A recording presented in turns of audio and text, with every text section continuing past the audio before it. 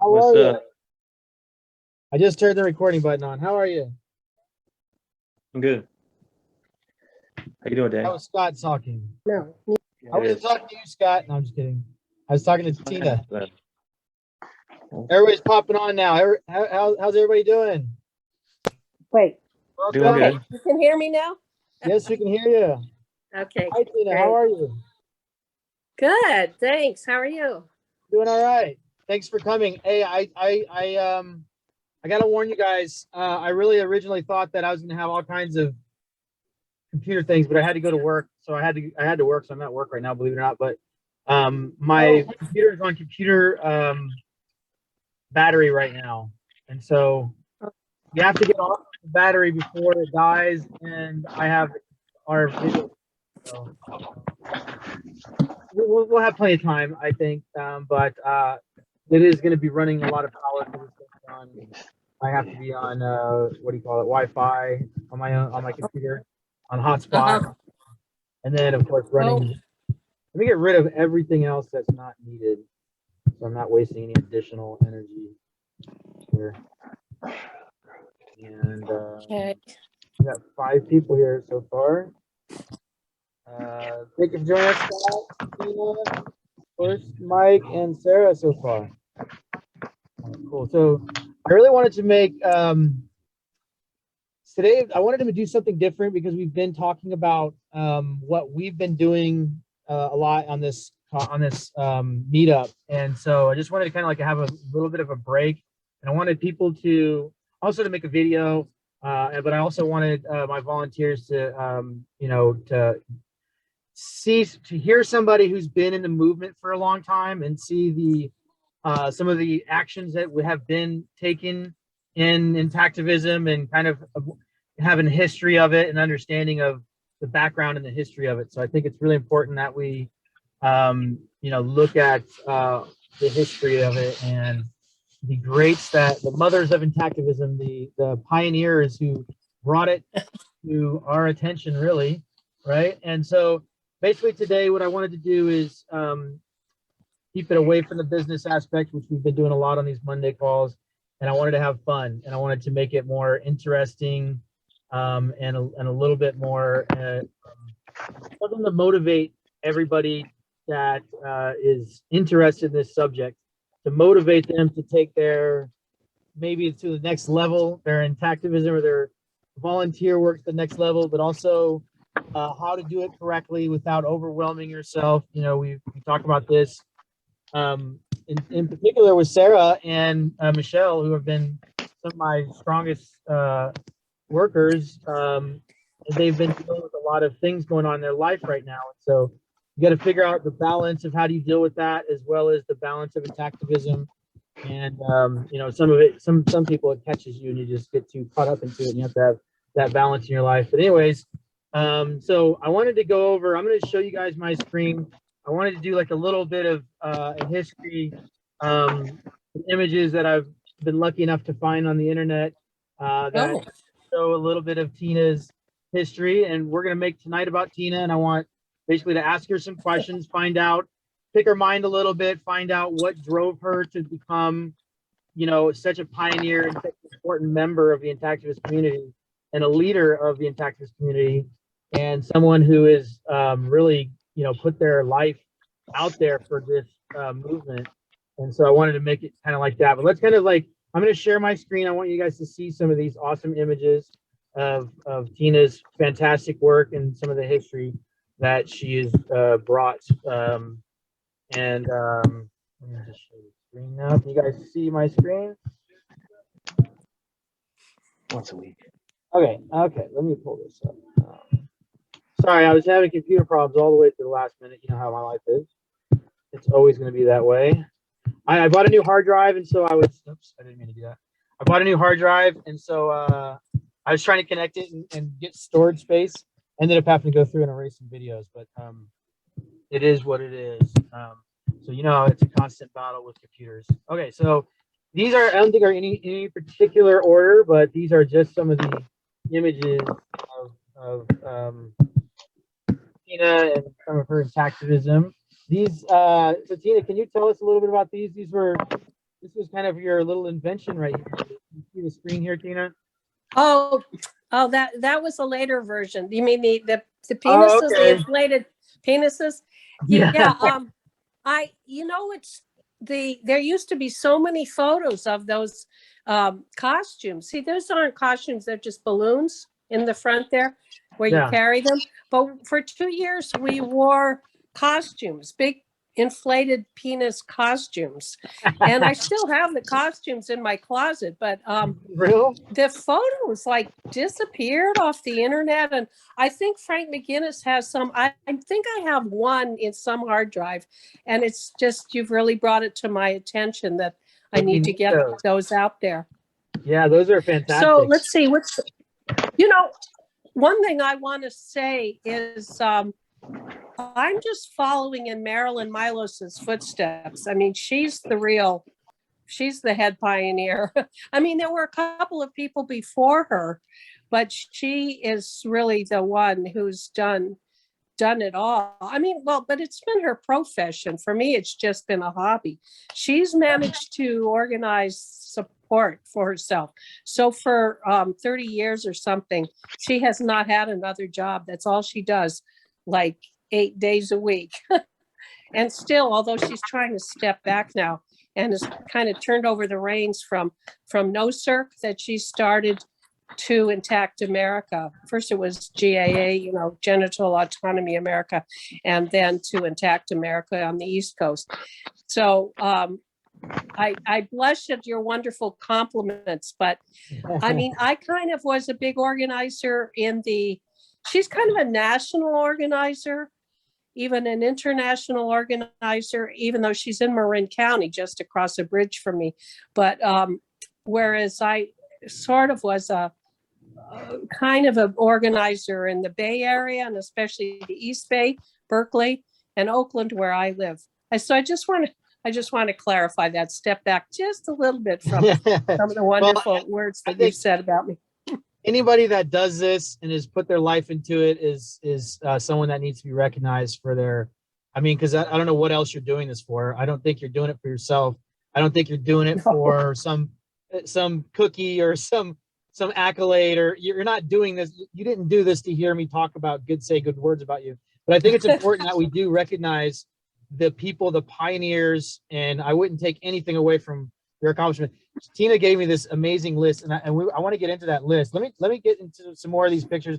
We have a ton of these, and I'm sure you have some pretty interesting stories to go through. Let me just go through them real quick, and then once you see them all, let's go back through them. If you pick any ones that you want to discuss or kind of talk about, I wanted to make today fun, but I also wanted to just want to get people to hear what got you into it, what makes you tick, and what, some of the history that you've seen, and additionally, what do you see as the best steps moving forward, and what do we have, what is that history and that background giving you insight into moving forward, that people like us who are trying to figure this out, and we can gain insight from that experience. So let me just go through these. These are fantastic images. This is Jonathan Comte. How did I say his name? Comte? Conte. Conte. Jonathan Conte. Jonathan Conte. Oh God. Yeah. So he was around for exactly 5 years to the day, which I wonder if that was pre-planned. I don't know. All the things that have anything to do with orange. See in the background there, the intact genitals are a human right. Those words actually were invented by Mike Keith, who lives here in Oakland. He's a graphic artist, and he made the original white on black signs that were in all the early pride parades. We went in have a presence in every pride parade since 2004, I think. In San Francisco. In San Francisco, the largest pride parade in the world. So it got up to, they haven't had one for 2 years, but it got up to 1.5 million people watching, come to San Francisco to watch in person. Plus, for a few years, there was TV coverage.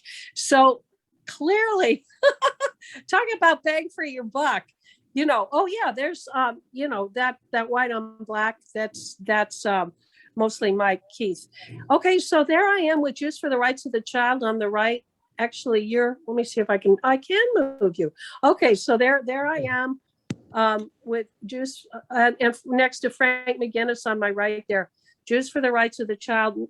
Brian Levitt and I sort of formed that, and I do still pay for the website, but nobody's done anything with it. So I designed that sign and have that printed, several of those actually, and we walked around with them. There. Oh yes, of course, New York City, yeah, and they're getting bigger and bigger, and they have a nice Intactivist presence there too, for sure. There's Marilyn Milos on the left with the heart on her shirt, and people sometimes confuse us because we are about the same age and look alike, but she's much thinner than I am. Anyway, I could point. I know just about everybody. You know, look at this one. picture. Did you see this little arrow? This is what I put in the email. I wanted people to see where you're at in the list. Oh yeah, yeah, cool. I like some of these catchy, catchy images. Yeah. There you are. Yeah, there I am in my Brother K outfit. The bloody. I'm sorry. What does he call him? The bloody crotches, the white. Yeah, still just the years where. Oh yeah, and there was another one of my signs. Oh right, foreskin girl. So that was a very contentious thing. See me there talking to whoever that is. Is that Pat Brown holding the signs? Holding the inflated penis, and I've got that. Yeah, that sign that says it says Vulva Girl says circumcision of girls and boys is sexual mutilation. I still have that sign probably right in back of me here. Vulva Girl is a character in this series of Foreskin Man comics. And I really recommend that you look those up and buy some. They are so great. Matthew Hess in San Diego. I just think he's a fantastic hero. But naturally, as you may have heard, one of the issues, there's like 10 issues now where like literally comic book issue, separate booklet. I've got a bunch of those right in back of me here. If you want, I can dig them out. But like covering all the different aspects in comic form. That is just so brilliant. So I think like the third one was the Jews. And, okay. So I've come from a secular Jewish background, so I feel like I can say the fucking Jews. Nobody's going to cut my head off. It is their fault.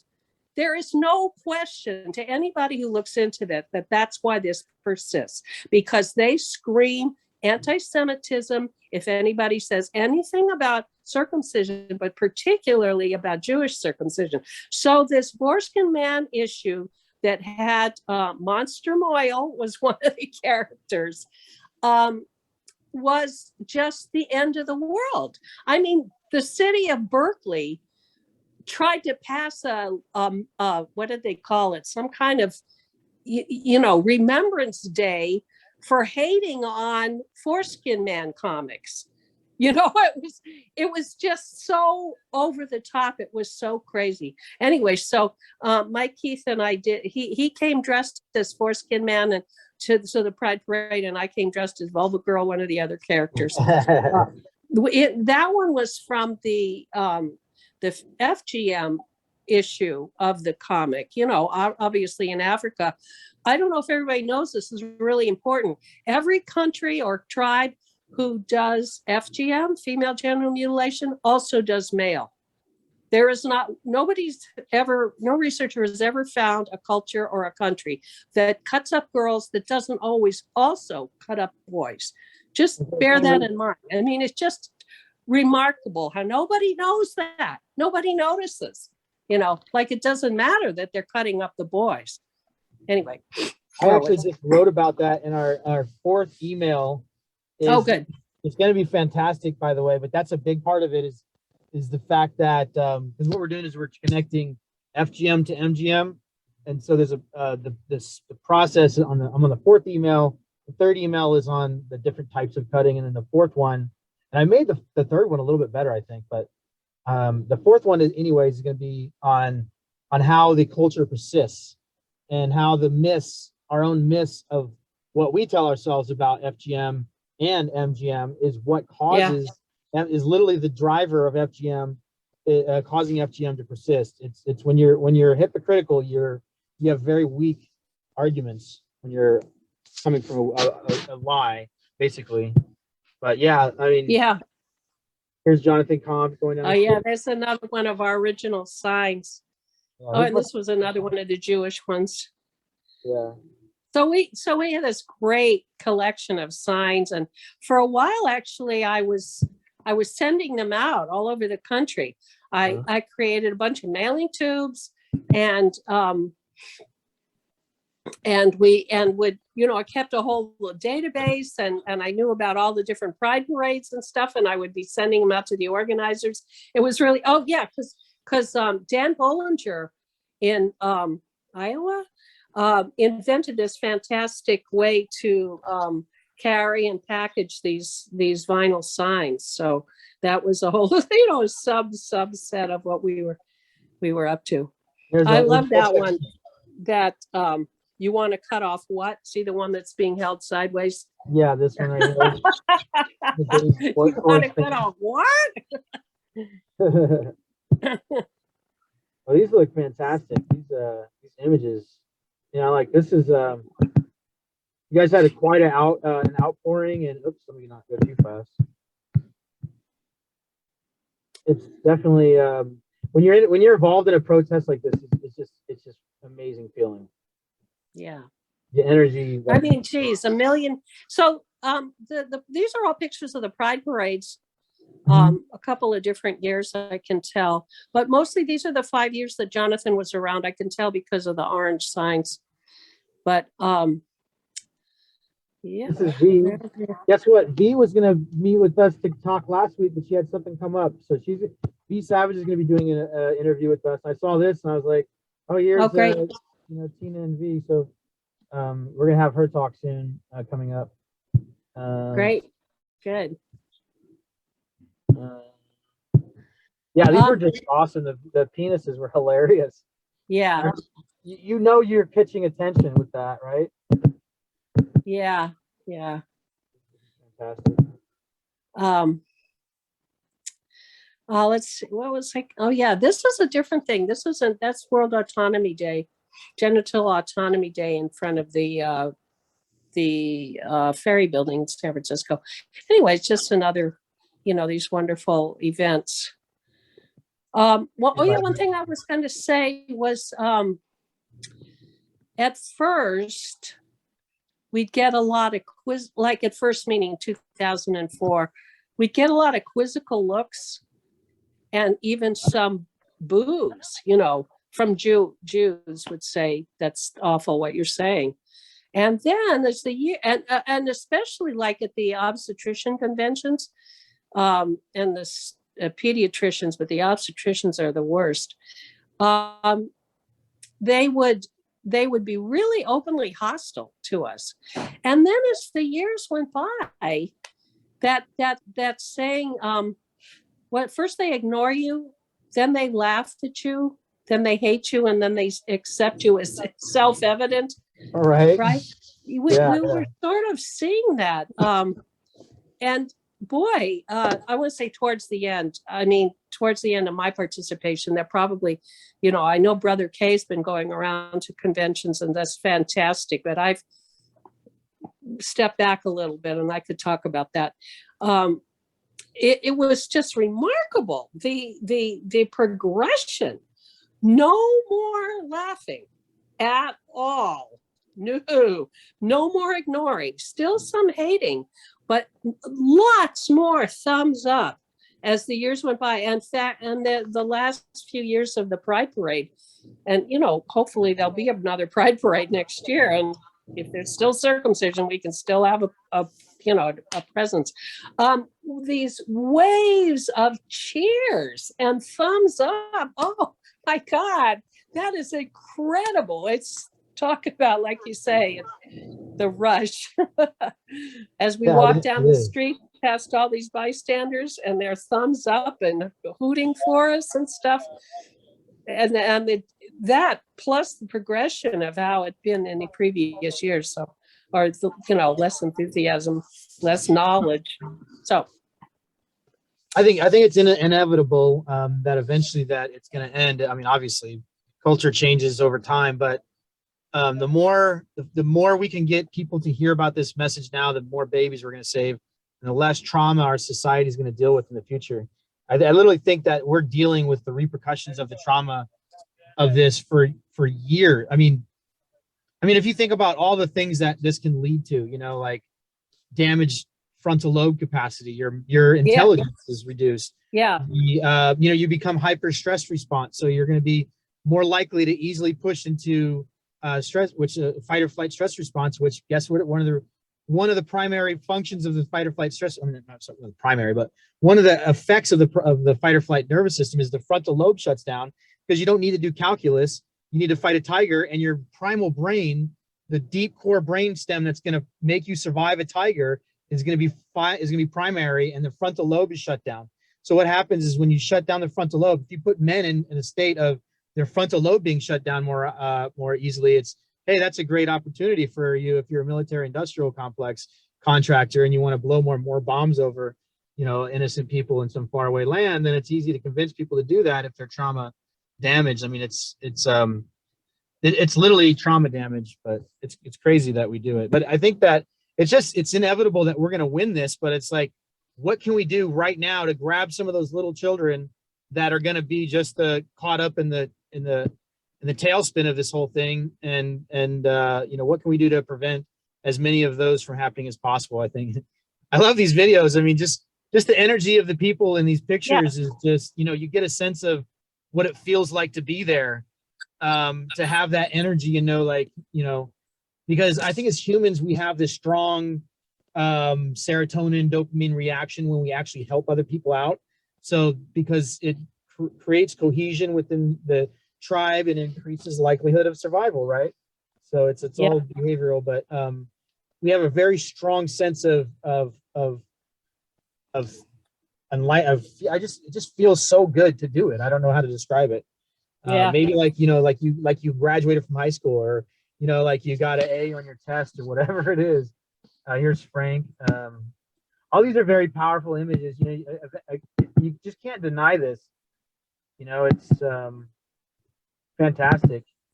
But I mean, this is I found this one in an article that was actually like trying to be critical of you, which was ridiculous if you read the article. But I love this picture so much I grabbed it. Have you ever seen this one before? Well, yeah, that's Brian Levitt's apartment in San Francisco. He was fooling around with the graphic, the words and the graphic, and he drew that one. And then I took that and made the on a computer using computer graphic software that then went and had those printed. And then that was like the prequel to the yes, exactly, the draft. So he stuck it in his window and got a lot of nice comments, I think he said mostly nice. Yeah, I mean, he's quite a guy. He's still around, and I mean, I have lots of interesting stories to tell everybody about everybody. I bet Brian you do. Is the guy that he restored his foreskin with. I assume you guys talk about restoration. Gosh, there's so much I could talk about. Anyway, he some of the techniques, use elastic, like first you put a tape band, and then you get your alligator clips, a tape band around what foreskin you have, then alligator clips to pull on that, right? And then you connect the alligator clips to elastic. Well, he got this big, bright, rainbow colored elastic, and he connected it to his, the alligator clip to his ankle using this bright rainbow colored elastic, and always wore shorts. Every step he took, this bright elastic would put tension on his foreskin, so he restored real quickly. But it was this huge, bright advertisement for foreskin restoration, and he would walk around San Francisco like that and got in conversations all day. So there's just a little bit of intactivism right there. That's history right there. That's so cool. Yeah. You know, when you say the word history, Jeff Brown, who was another early powerful intactivist, quiet, got stuff done kind of guy. He lives in Sonoma County. Started an Intactivist history, and you're contacting me makes me realize that I haven't heard anything about that recently, and I sure want to see that get put together, because there is absolutely no excuse for you guys, new people, there's no good reason for you to not know what's been done before. I A, so agree. you don't repeat it, and B, so you learn. So this is just yet another to-do on my to-do list. Contact Jeff, see where that's at, see if we can help him to move that forward.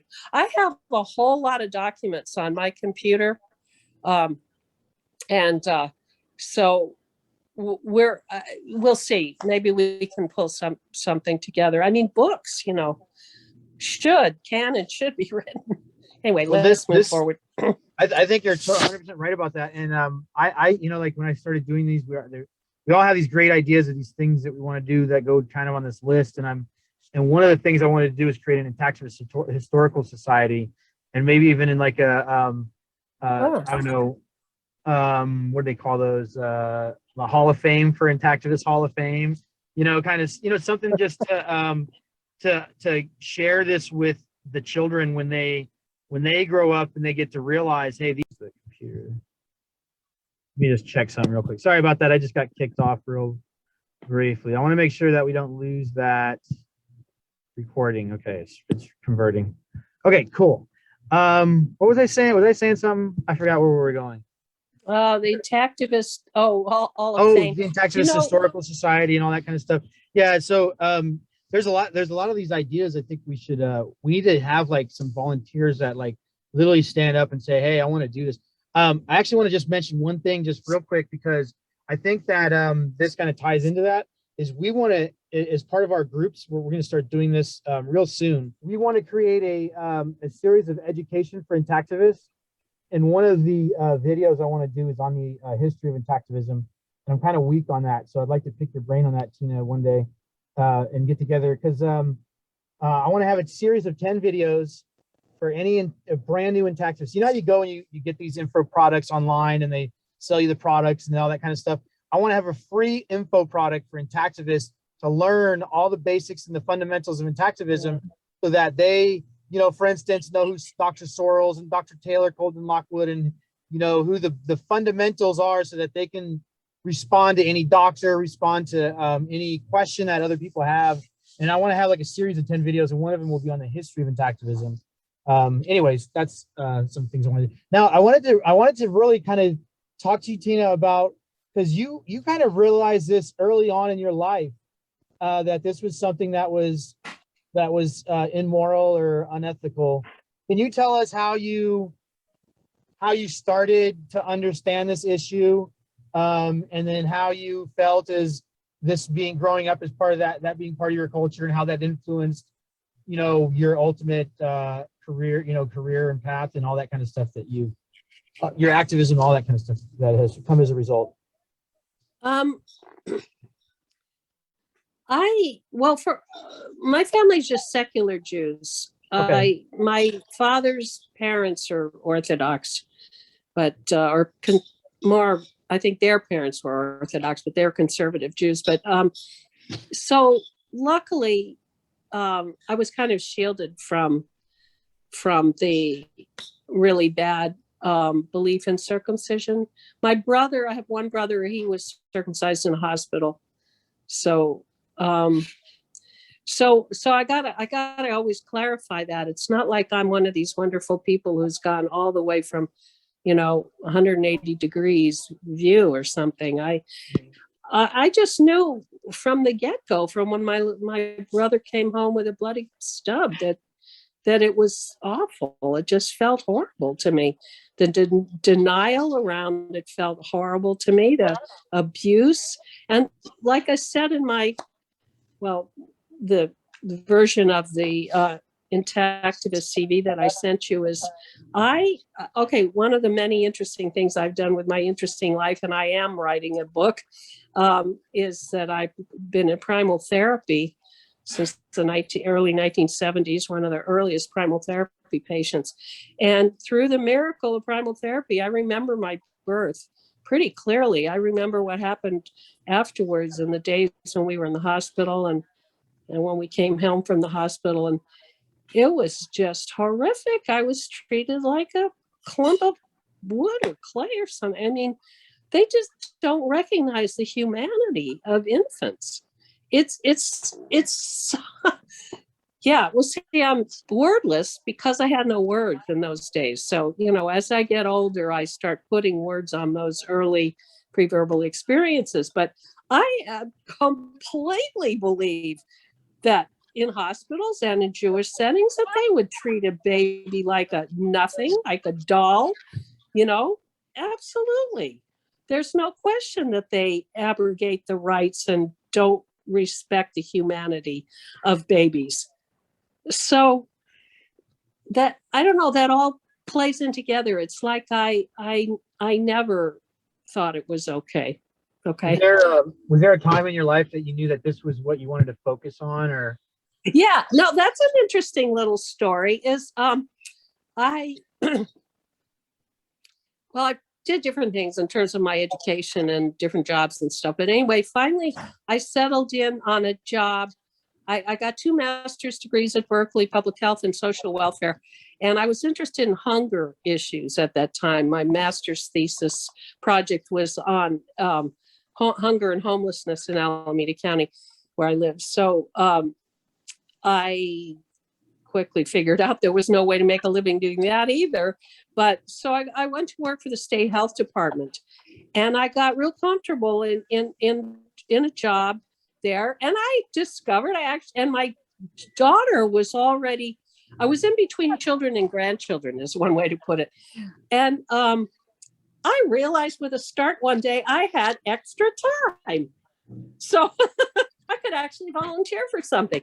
So I literally wrote down all the things I was interested in, which was birth and breastfeeding issues, hunger and homelessness issues, and circumcision. Because I had, accidentally stumbled on basically the second international symposium in San Francisco, and I was blown away. It was so great.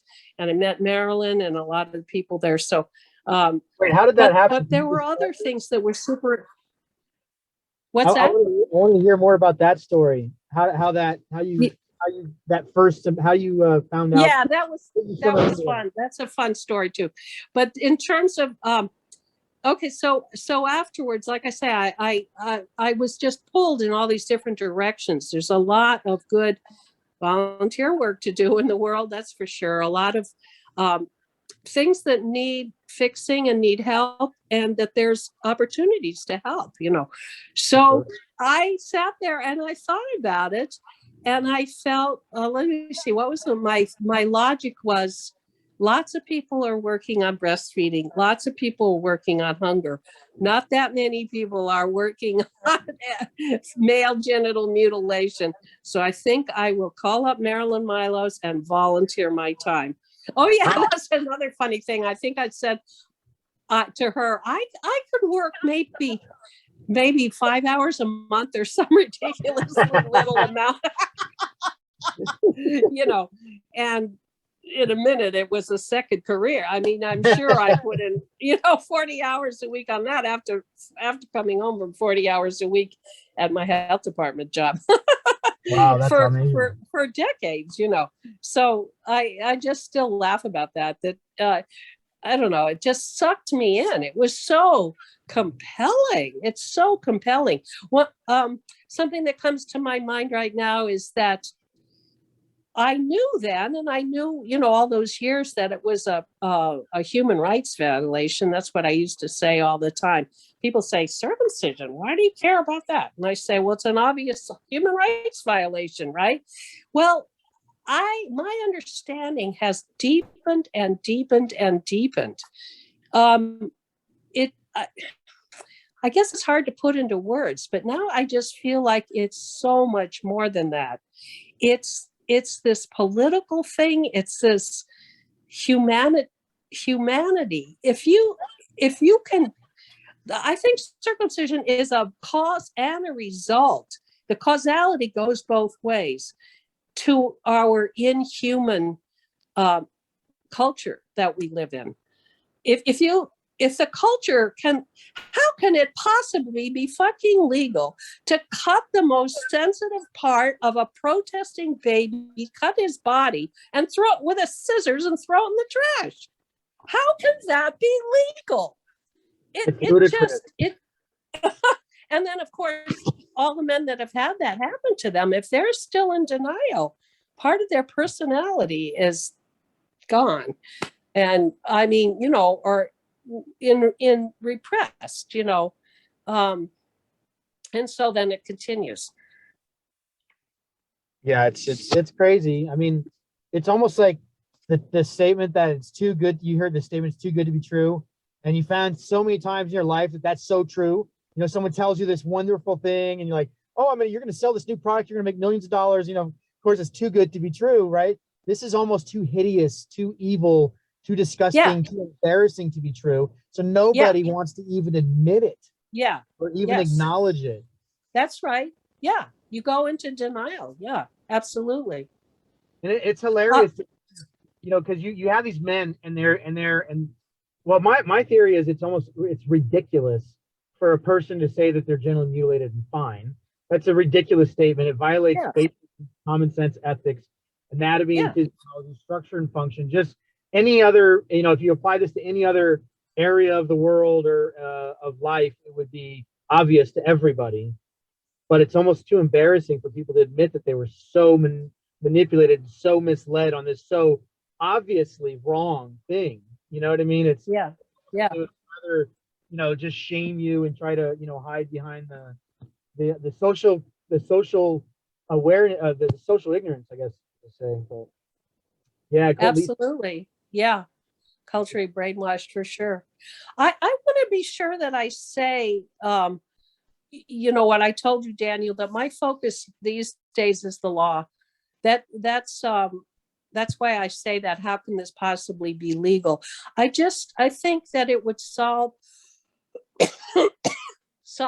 a lot of things if we just made it illegal. Of course, we need to do all this other education stuff, because those are the people that vote the laws in and stuff. But if we could somehow snap our fingers and do one thing for Intactivism, it'd make it illegal. Obviously, it's illegal. I have a PhD in social welfare. Those are the people that take your kids away if you look sideways at them, If there are child abuse laws, and there are child abuse laws, this is child abuse. This is the worst possible form of child abuse. So why are people allowed to get away with this? Anyway, there are lots of aspects of the law. There's whittling away at it, like making forced premature foreskin retraction illegal. And John Geishaker and the doctors opposing circumcision are working on that. There's the law where you just sue individual doctors for money damages, right? Yeah, exactly. Peter Adler, there's a video I'm gonna fraud have for sure. Yeah. Go ahead. I'm sorry. What's that? There's a video I was just gonna say on YouTube on Peter Adler. And I'm gonna be posting that pretty soon as well. It was from the symposium. That's where we met. I forgot to mention how we actually met. just so you guys know, me and Tina was like, I was in San Diego and she was in San Francisco. It was like 3 years ago. I think it was at the 15th annual. Was it 3 or 4 years ago? At the 15th annual symposium for the child's rights, genital autonomy and child's rights. anyways, so I was there with her, no, I called, and I don't know who put us in touch, but I was like, I was like driving for Uber. I didn't have a lot of money, and I'm just like, I just want to go up there and go it. But I was, literally didn't have a place to stay. So Tina's like, well, you can come stay at my house and sleep on my. So she didn't even know me, just like invited me over to her house and let me stay on a, I guess that's what activists do, right? Like we're all here for a cause. We got to support each other and get as many That's people right. support the cause as possible. So I always thought there's, just that's going to be that natural camaraderie ship between activists, but it definitely was there, and I really appreciate that. It was awesome. Any friend of the foreskin is a friend of mine. I mean, we're all you just know something about somebody. You know that, hey, at least this person cares more about an issue yeah. than themselves. At least they see through bullshit of society, and they're not just gonna run off the herd with the rest of the sheep. Run off the cliff with the rest of the sheep. It's just you can automatically start to know something about somebody. Just because they get this issue. It's almost like it tells you a lot about a person. About who they are as a person, just because they understand this. And then conversely, those people that you think and then you put them in a position like this where something is so obviously wrong, and their culture, the surroundings, their friends, their family all support this, right? And so they have the option to come out and say these horrible things that they would never get away with in any other issue in this area. And they can do that because they're supported culturally. And it's you really can know who a person is by this one issue alone. That's just a theory I have. Yeah. Right. Yeah. I mean, Yeah, man, it's weird, but I mean, I know what you're saying. I've experienced it, and it gets really disturbing. I would say beyond disappointing, disturbing. It's hard to explain. Maybe hard to give you words for this one. So I'm trying here. But yeah, you see them kind of double back on their standards. You would say, people who would preach about facing the truth, and then this is like they would just make a total exception to this. Like it doesn't apply then. It's weird. Yeah. Doesn't make any sense. Right. Yeah. It's like multiple personalities with the people, They behave in a way you don't expect at all. It's like they're a whole other person. It's like, oh. Yeah, it's shocking. Like the personality. Right. Their personality doesn't reflect their behavior when it comes to this. Right. It's like, how can you it's like they gotta it's like they develop another personality for this specific subject. Absolutely. Yeah. Somebody once showed me the law about sexual abuse, or specifically, what do they call it? Ritual sexual abuse in the Illinois state law. And they described sort of, I don't know, the details, different kinds of sexual abuse that was illegal. And then there was an actual subset. It said subset C, except for infant male circumcision. Am I making that clear? It's actually, I don't know if this is still true, but it was true at that time, like 10 years ago when I saw this, that they described circumcision basically. And then, I mean, okay, as ritual sexual abuse, and it was a felony at the state level, and here's the punishments and blah, blah, blah, and the sections and all that. And then there's this line. The actual ritual sexual abuse. Yeah. Actual ritual sexual abuse. That's written into the law as an exception. It's mind-blowing. It is mind-blowing. It's sad, man. It's sad. Hey, Bentley, one thing I want to say about the law part that I just want to make sure I put out there is that right now it's the Jews, Anti-Defamation League flies all over the world to discourage, the European countries, many European countries are trying to make it illegal.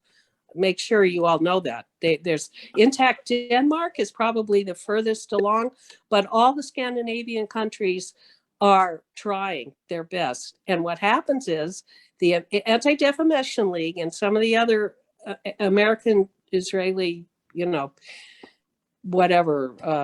lobby groups, they fly up there and they individually go around to all the legislators and threaten them with smearing them as anti-Semites if they vote for this law.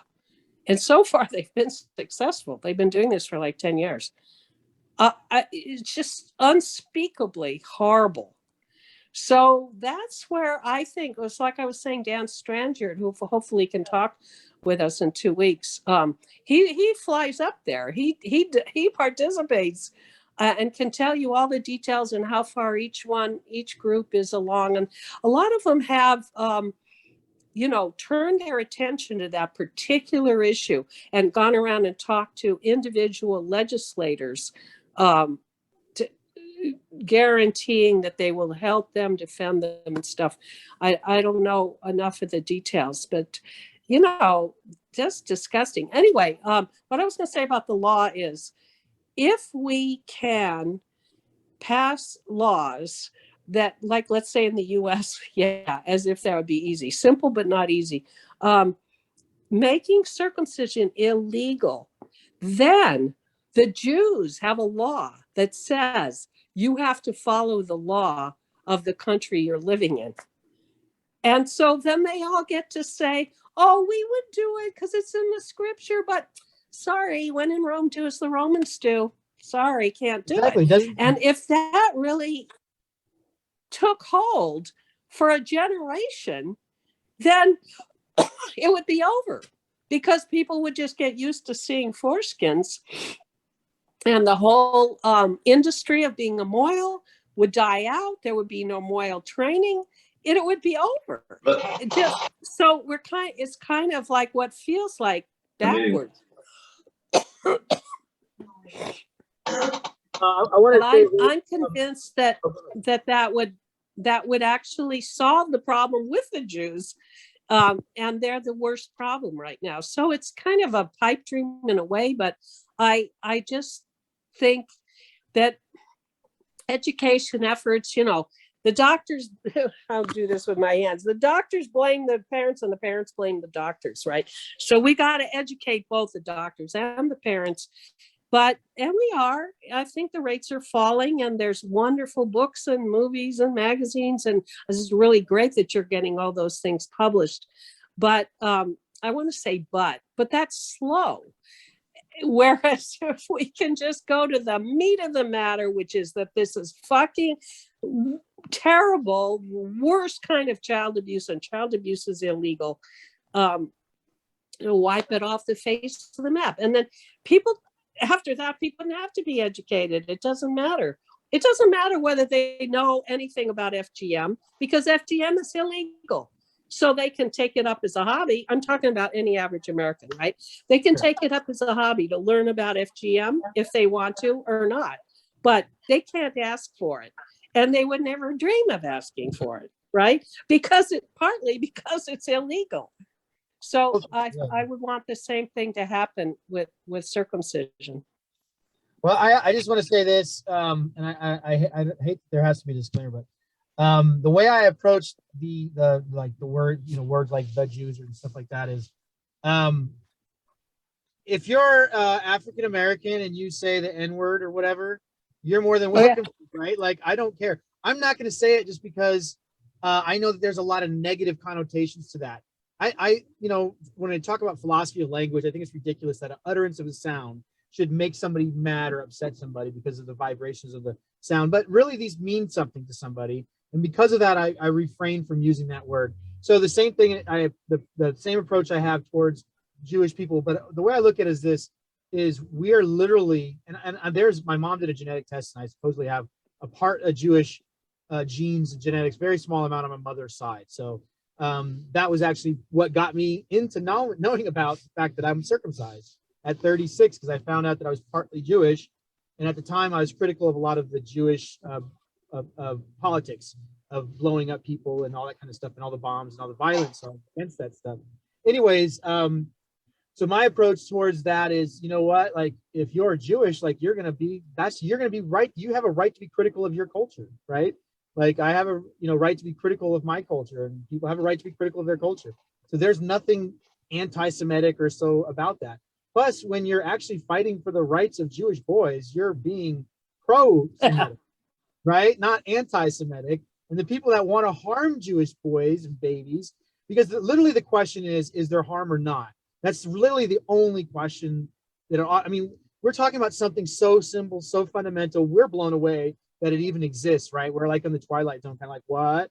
Like, really? This still even exists? Like, I can't even believe this is something that exists. But anyways, I think that people have a right to be critical of behaviors, of actions, and if you're going to harm somebody, right? And if we can prove that there's harm, then that cultural acceptance needs to start changing, because children are more important than the culture, right?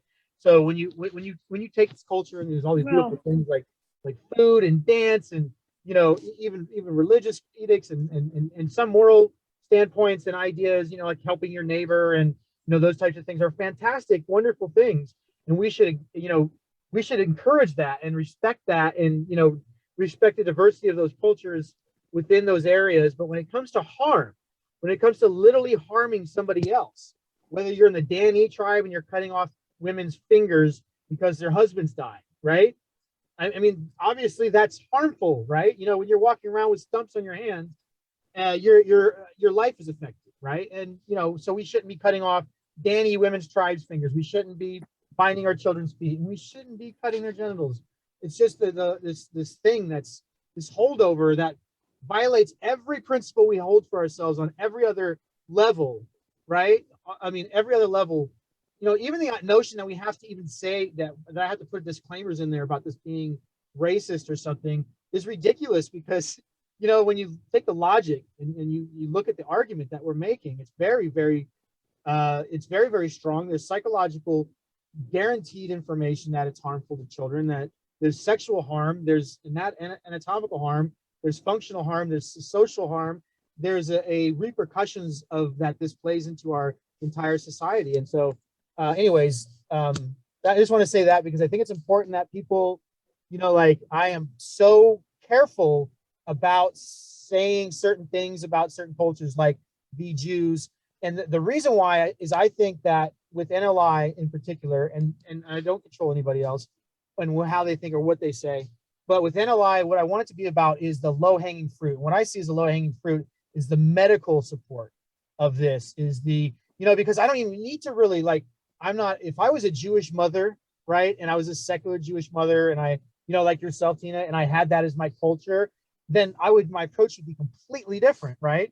I would be more like an Eric Klopper, right? If I was a Jewish man like Eric Klopper, I would be like an Eric Klopper, but I'm not, right? I'm a Daniel Rold, and my focus is I was cut in an American hospital by a white American doctor who had nothing to do with Judaism, right? And so I know that this was, part and parcel, all these things funneled into each other, and the religious aspect is why we're doing this. But in my opinion, with our focus, it's going to be, because as soon as you destroy the medical side of this, the religious side loses out tremendously. Because if you look at any religious argument, it always goes back to, well, there's other benefits, like medical benefits, that the medical benefits justify the options, right? Supposedly.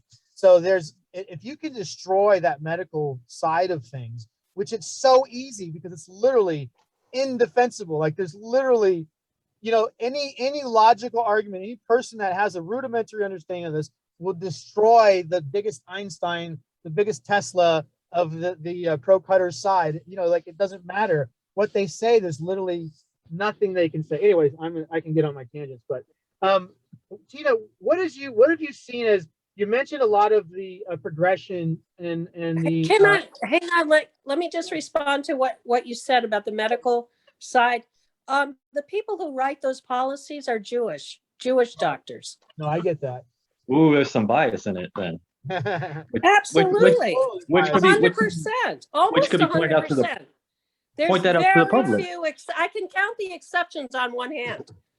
So, Tina, you mentioned a problem that the Anti-Defamation League says, if you vote against, if you vote for the laws that are against genital cutting, you're anti-Semitic. No, Daniel actually mentioned the solution to that problem, though.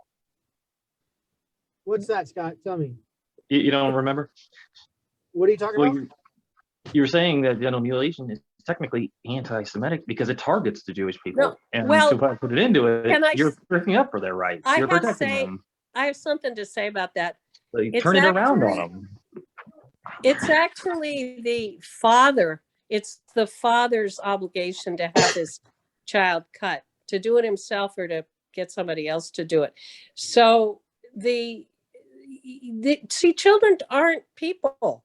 Wives aren't people. Women aren't people in Jewish and antiquated law. You know, just like there were European law systems where women and children could be killed with impunity, and that's true of Jewish law, old Jewish law. So it doesn't follow. I mean, one thing I want to say in general about the Jewish thing is that culture is very different. they absolutely value the culture higher than the person. Of course, If within the laws that say, you know, we need to keep our culture going, then you have a choice of killing or not killing. Well, then don't kill a person, but you've got to go for the Jewish people first.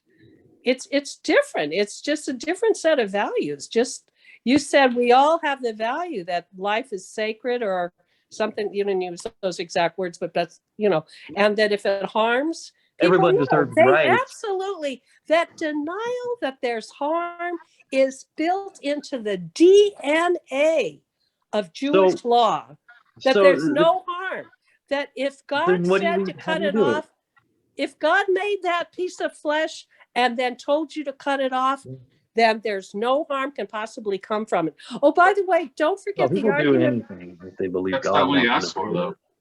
I mean, people will be suicide bombers if they believe that's what God wants. You know, they'll go to crazy extremes. Yeah.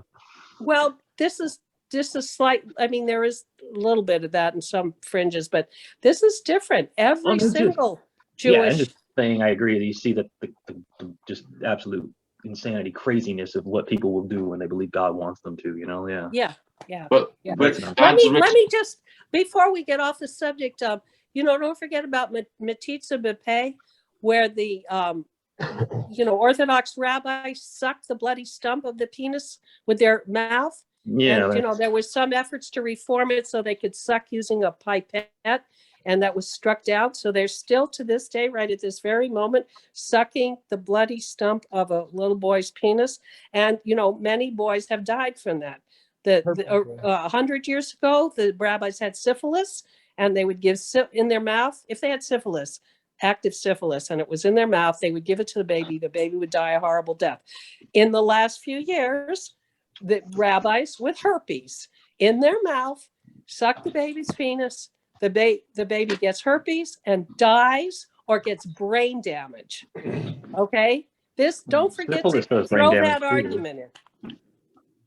Yeah, there's definitely harm. I mean, it's ludicrous to deny harm from this. I mean, you can do all sorts of tests. Me and Tina were talking about this the other night.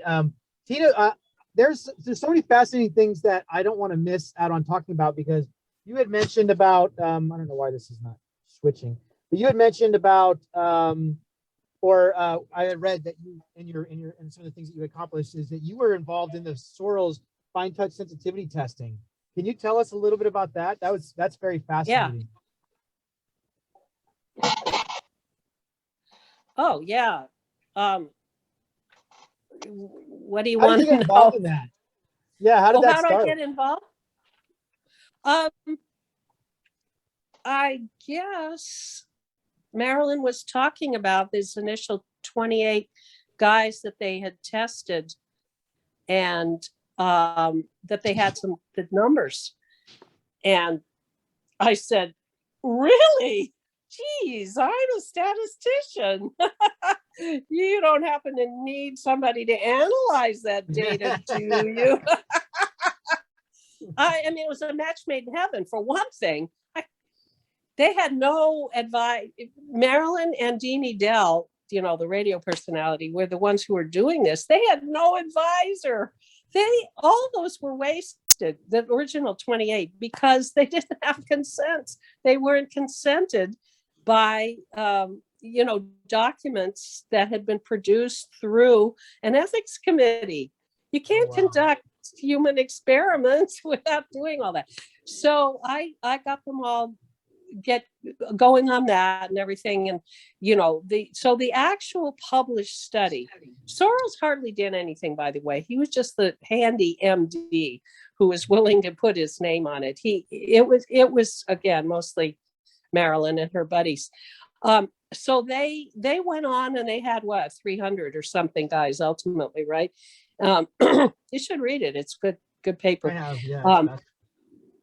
But I kind of took off with just the initial 28, and I tried to make that, and then what would have been the final study with the hundreds of consented guys and all that to be my dissertation at Berkeley School of Social Welfare, and my topic was circumcision as child abuse. Right? Wow. Yeah. Good luck getting that past any ethics committee or University of California at Berkeley got a lot of Jews in the regions, so I couldn't. Plus, even in my department, a lot of people were sympathetic, but I could only get one guy, a statistician, to sign up on my committee, and I had to get 5, and then that guy announced his retirement. So I was sick of fighting, so I just jumped ship and wasted 2 years of my life and my student loans. Wasted in the sense of I didn't get closer to graduation because I started all over again with breastfeeding as a topic. And P.S. it was hardly any easier. Everybody gives lip service to supporting breastfeeding, and again they don't. Put all that together. It's just outrageous. I think it's ageism. That babies are not people and don't deserve any recognition by anybody, any researcher, etc. That's my opinion. Anyway, I did scrape together a committee by going to people in universities on the blankety blank East Coast, man. Anyway, I finally got a committee. I finally did it, got a PhD out of it. So, and I do have a chapter on circumcision and the harms of circumcision. Again, circumcised babies have a lower breastfeeding rate. So I did manage to get that in there. But anyway, meanwhile, I did a ton of work on the original 28 guys. And it is fascinating and juicy. One fun topic is that that didn't make it into the Sorrells study because it got too complex. It was that the restored guys were halfway between the intact guys and the circumcised guys in terms of sensitivity. So total sensitivity, and that includes still a 0 for the original foreskin, but they had gotten their sensitivity back on the glands. It was just so thrilling. There you go. It's true though. That's my DTR. It's my DTR. It's gathering dust, and I really need to use it, I guess. Another thing that I saw, even with just those few data points, they just jumped off the page. It was so much fun for me as a researcher in the middle of the night saying, oh my God, look at that effect. That strong, statistically significant effect. It was so cool. Was that the older guys had more sensitivity. The older cut guys had more sensitivity. Let's see if I got this right. Of course, over time you lose. Everybody loses. Intact guys lose sensitivity as they get older. Circumcised guys lose sensitivity as they get older. I don't think we had enough restoring guys where I could show that, but and it's in the literature. Everybody knows that, so that's why there's more ED drugs, erectile dysfunction drugs sold in circumcising countries for obvious reasons. But the older cut guys, that that the procedure was milder in the old days. This has nothing to do with the Jewish thing and tying their foreskin off for the Greeks and all that stuff. No, which is important, but that the modern circumciser digs in and digs out what we used to, in my era, we call the G spot, where they would leave behind a little bit of frenulum. And they almost never do that anymore. They go to the trouble. They want it nice and sleek looking. Is that grotesque?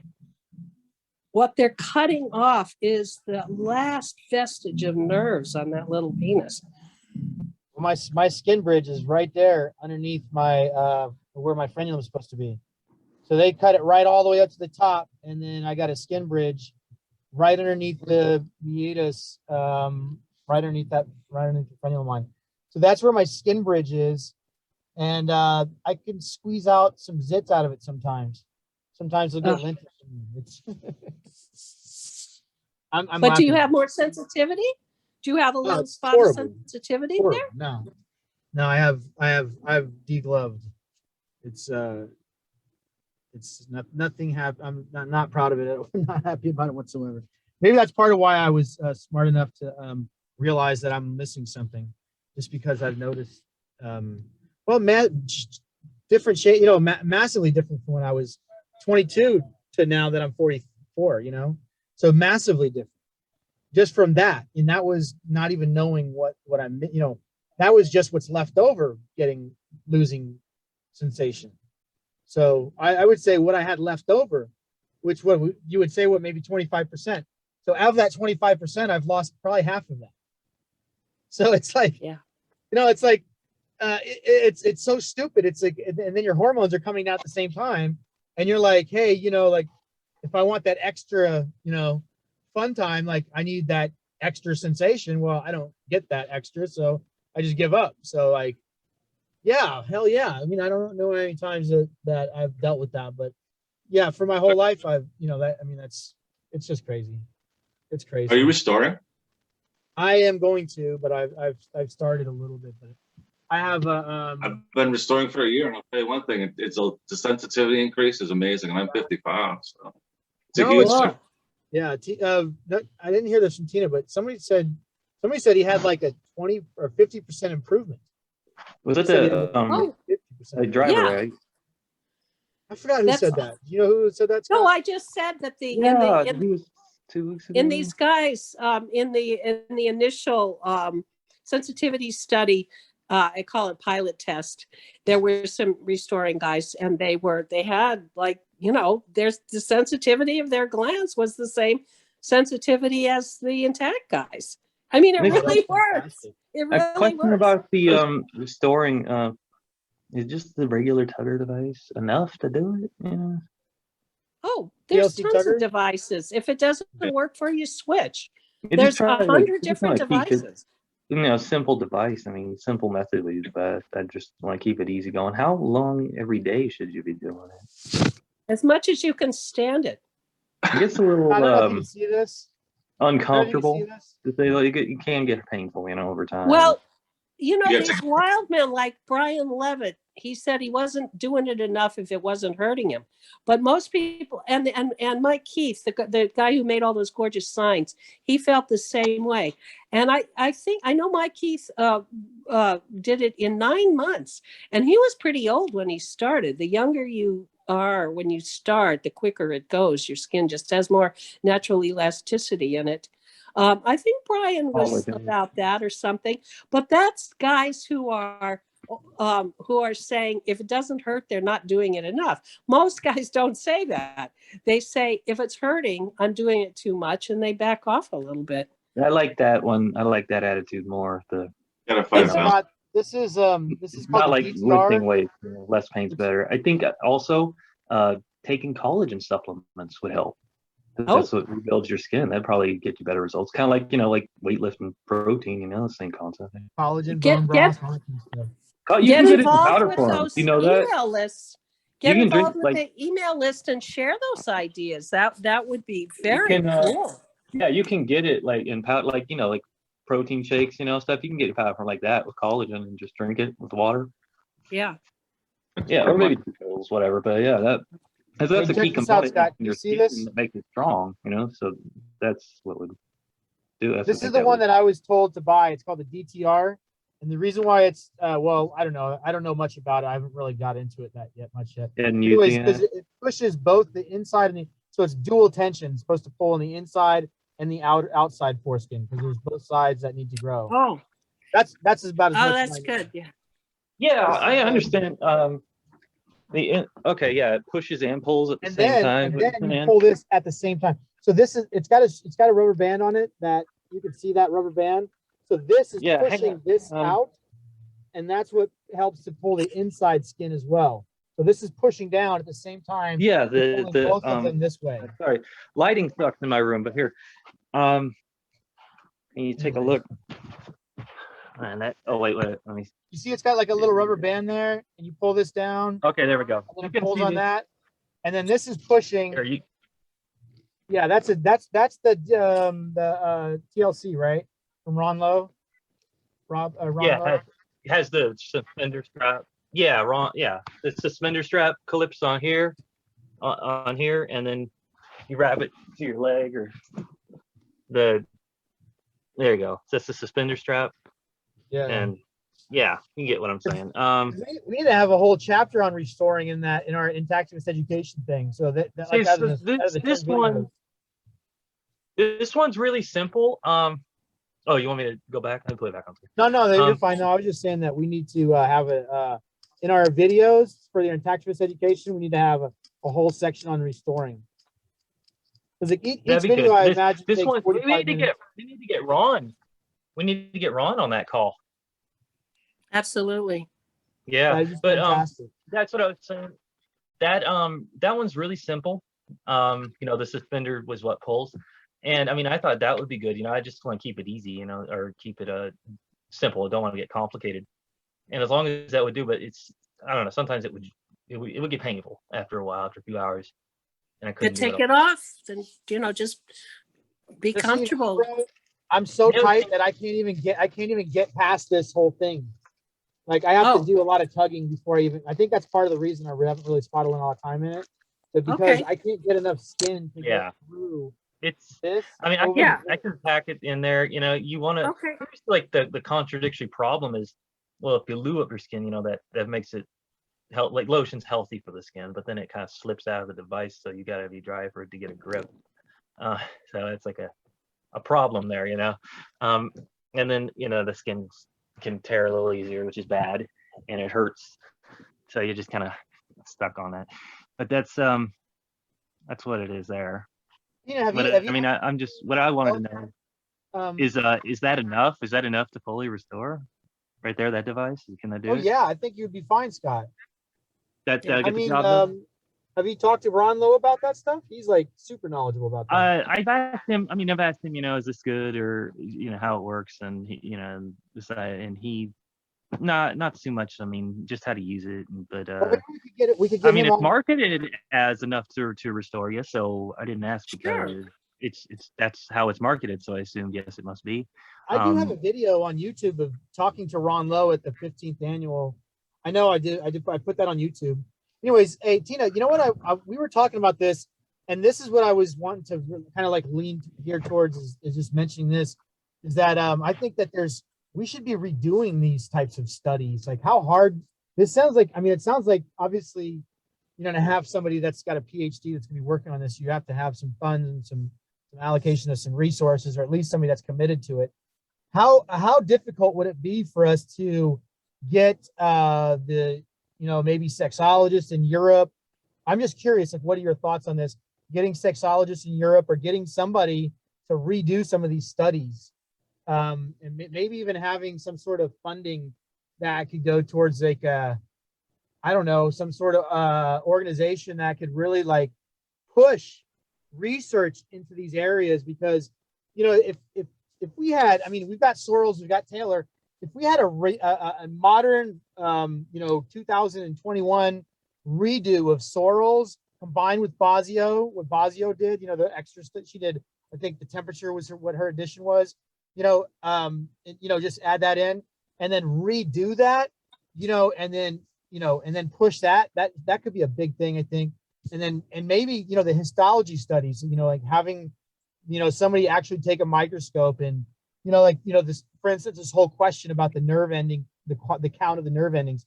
I had I think this is a dead end for Intactivists. I think it's important for Intactivists to know about this, is the idea, or the myth of the 20,000 nerve endings, and whether or not that is actually true, or there are 20,000 nerve endings. It kind of like it doesn't give us any, because there's no actual study of this, right? So I think if we had the studies of this, if we had somebody actually took the count out, we could have a lot of support. Maybe we could gain more support in the media that way. I don't know. What are your thoughts on doing more testing, Dr. Kimmel? Tina, I should call you Tina, but.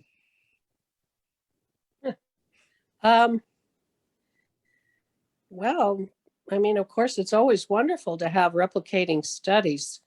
And I'd love to be part of it, but I'm not sure. I have to think about whether there's enough bang for the buck, because it's really hard. Okay, one thing Bob Van Houw pointed out is he has finally gotten a bunch of stuff published.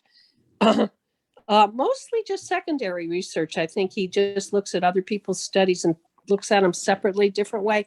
But he had so much trouble publishing anything critical of circumcision. And he did a little analysis of the names of the editors of all the medical journals. And guess what they were? All Jewish. Yeah. So draw your own conclusion, but he just kept getting turned down and turned down and turned down. He'd have, so be sure everybody looks up the wonderful articles that he wrote debunking the HIV trials and just shredding them. How awful they were, how unscientific they were. So Robert Van Houw, MD, MS, I think, Master of Science on top of his MD.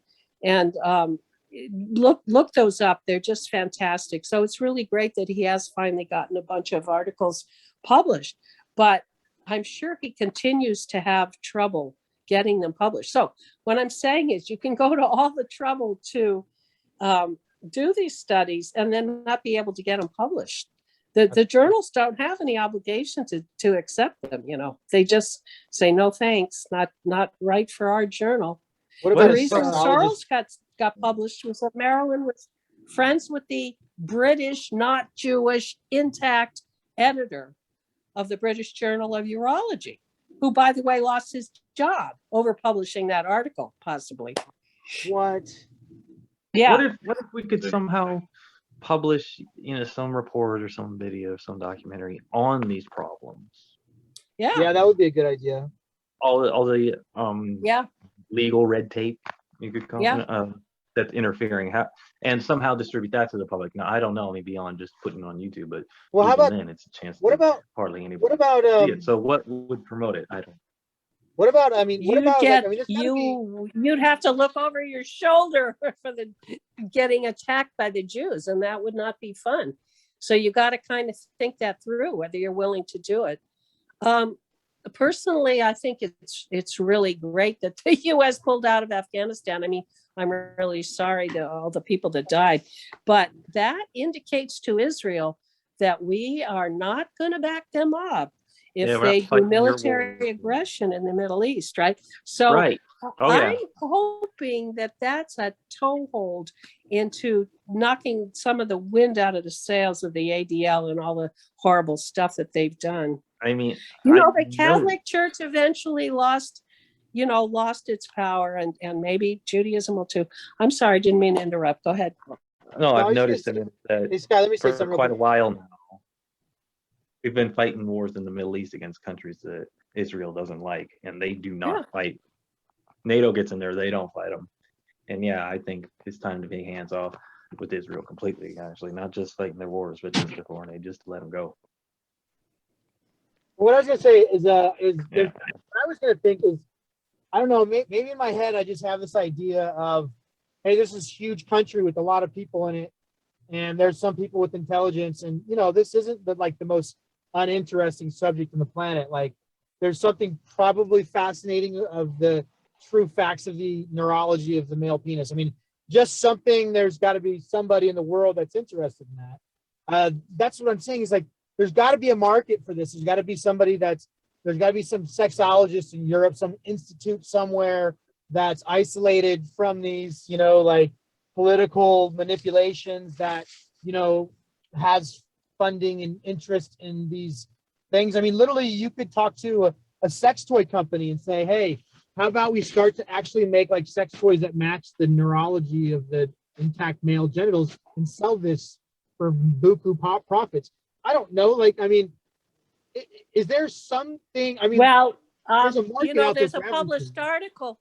There's a published article that intact men use more sex toys than that circumcised men use more sex toys than intact men do. Of course. Because intact men just have so much fun, they don't need sex They toys, don't see? need that So there's a little problem with that approach. market out there because intact men are so satisfied. Wow, that's crazy. But it makes sense. It's wow. It's wow. See, like that's why you have to think these things through and like brainstorm and talk about these issues to figure out, like, because so many people come to me and they're like, why don't we just sue them? Like, we got all this information, we just be able to sue the shit out of them, right? Like, let's just go sue them. I'm like, there's just, there's so when you listen to Steven Sepulveda talk about the difficulties with getting, he's a Harvard lawyer, or Peter Adler talking about, like the legal issues of getting, like, for instance, you have to have like this huge amount of capital you have to have like $100,000 just to start, right? Because the lawyers, they're gonna make you pay for the opposing side. Okay, so, and the lawyers I've talked to the lawyers about this. They say, well, you go to the judge, a lot of the judges are just gonna throw this out. They're gonna like, oh, this is insignificant. They're just gonna throw it out because they're not even gonna listen to it. And then you have to pay the legal fees of the opposite side, right? So there's all these difficulties that are like people don't realize, like, they think, hey, we have this legal system that's there to support us. Like, the legal system is a pay to play system. It has nothing to do with justice or rights or, it's a horrible system. I experienced a very bad thing where I watched a friend of mine be convicted of a crime that I was witness to him not being involved in.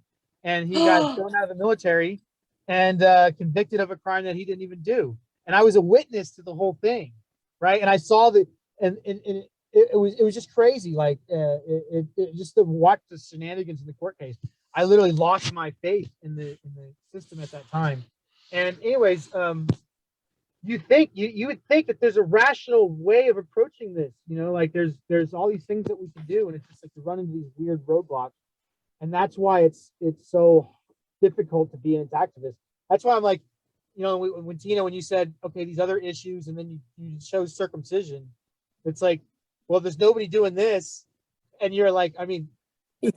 That's what makes this so damn hard, right? That's what's so hard about this is like, you have all these facts, all this information, and then you go to share it, and it's like you're running up against these systems, these social systems that are like, that limit your freedom, your ability to speak your mind, and limit your ability to, even protect children, which is ludicrous. But anyways, what do you think our focus should be in the next like 5 years? Where do you think would be the best focus for Intactivists in the next 5 years or so? Well, like I say, my interest is drawn to the law part. Everybody, well, what we've always said in the Bay Area Intactivists is do what you're drawn to do. Do what you are moved to do that feels important to you. You can't do it all, right? Or try to do it all then. Be a jack of all trades, Right. Try to do it all. I mean, obviously, over the years since 1991, oh my God, that makes exactly 30 years this year. Wow. I've done a lot of different aspects of it, but there's, tons of stuff I didn't dabble in or get good at or anything. I don't know, just do what feels important to you, because every little bit helps. every little step of the way, even if you've affected only one person, and even if you've just moved them from ignoring you to making fun of you, or from making fun of you to hating you've helped. And then, if you save one baby, wow, that's huge. Even if it's just one baby, then their parents will explain 150 times to people who change his baby's diaper why he's got a foreskin, and then as that child grows up and starts enjoying his foreskin, he'll tell all his friends, and he won't circumcise his sons. And just it's all so important, every little bit. Personally, I'm drawn towards this law aspect of it because it's kind of a one-way valve, sort of. If we can somehow make it illegal, then the rest of it all falls away. It won't be necessary to educate doctors. It won't be necessary to educate parents. But I don't know. It's kind of crazy thinking on my part, because it's not going to happen that fast. But you never know. You might as well dream about it, right? I'm playing the lottery. It's $500 million in California right now. So insurance should not cover it. Lee says insurance should not cover it. Very good point, Lee. What's that? What? I didn't really open up the questions to Tina, to anybody to answer. Ask your own questions. So anybody that's here, go ahead. Lee, did you? I know you mentioned something in the chat. Did you want to ask something of Tina, real quick? Anybody want to ask any questions of Tina? You know what? I'm gonna if you think of your question, and then I'll give you a second to think about it. I'm gonna show you guys. I got a question. A list of her accomplished, some of the things that she's done, and I just want you guys to see this. I'm going to show it to you. This is just the list that she gave me. It's really kind of cool, and it's a feel good list. It just gives you some motivation because of her extensive accomplishments.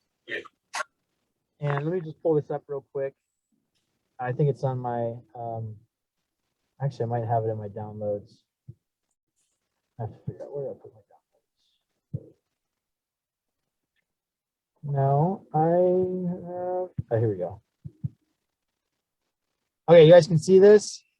Okay, so the most important thing I think is the first, which was I really like that you put this first, and I put this first in her email, is that she protected her son first. Okay, so. Well, she mentioned she was born, of course. She had to be born in order for her to do all this stuff. But she noticed the traumatized history and stuff. Okay, but she noticed her brother's bloody penis was like at 1 year of age, right? You were very young when you noticed that. So yeah, we're only a year apart. Yeah. And this had an influence on you not cutting your own son. So I think the most important thing is that Tina protected her son, Dr. Kimmel, I should say, protected her son. And I think that's the most important thing anybody or a mother could possibly do in a cutting culture. In particular, she's a double cutting culture because she's in America and she's Jewish. So that's fantastic. Anyways, that's the most fantastic thing you have done is save your son, right? And then save your grandchildren. And also, this is fantastic. She paid her nephew $1,000 to leave his son intact. Right? Yeah, I gave them, a congratulations card with $100 check and $1,000 check in it. And I said, you can cash the $100 check in either event, but if you leave them intact, you can also cash the $1,000 check. And it worked like a charm. And he's in engineering school now and with a really great girlfriend. What a fantastic story. So it broke the cycle in that family too. What a fantastic story. That's awesome. I didn't even know the intricacies of that. That's so awesome. Oh, yeah. I think this international symposium, I know I talked to Marilyn Milos. She's getting tired and, I don't know how many years she's going to be running these things together, but these international symposiums was key to me. Well, first off, it's the reason why I actually know Dr. Kimmel. And it was key to me realizing how fantastic the Intactivists that are out there are. Like a lot of people don't realize that there's the cream of the crop, the intellectuals, the people that have at least are clairvoyant enough to see their own bullshit and their own cultural bullshit and have these advanced degrees. They're out there and they're doing this work and they care, and they're not getting money for this. They're not living lavish lifestyles for this, but they actually donate large percentages of their life to do this, and they care, and they're fantastic people, and we need to recognize them. And that's kind of why I wanted to do these little interview stuff and kind of break the monotony of, you know, kind of telling everybody about all the stuff we're doing. Anyways, so she in 1994 she helped Marilyn Milos organize the third international symposium. But I think those are so important, and I think that's I'm gonna say this real quick. I think passing the torch of those symposiums is one of the most important things for the current time in Intactivism. We really need to get some younger Intactivists, some you know, because I've noticed there's kind of like my age, around 40 something, there's like a gap. You have these you know, like this older Intactivist upper, you know, elite group of the, you know, the top of the leaders, I guess you say, the founders, the I'm pioneers. 24. And then you have a lot of Yay. younger. Yay, young people. Yeah.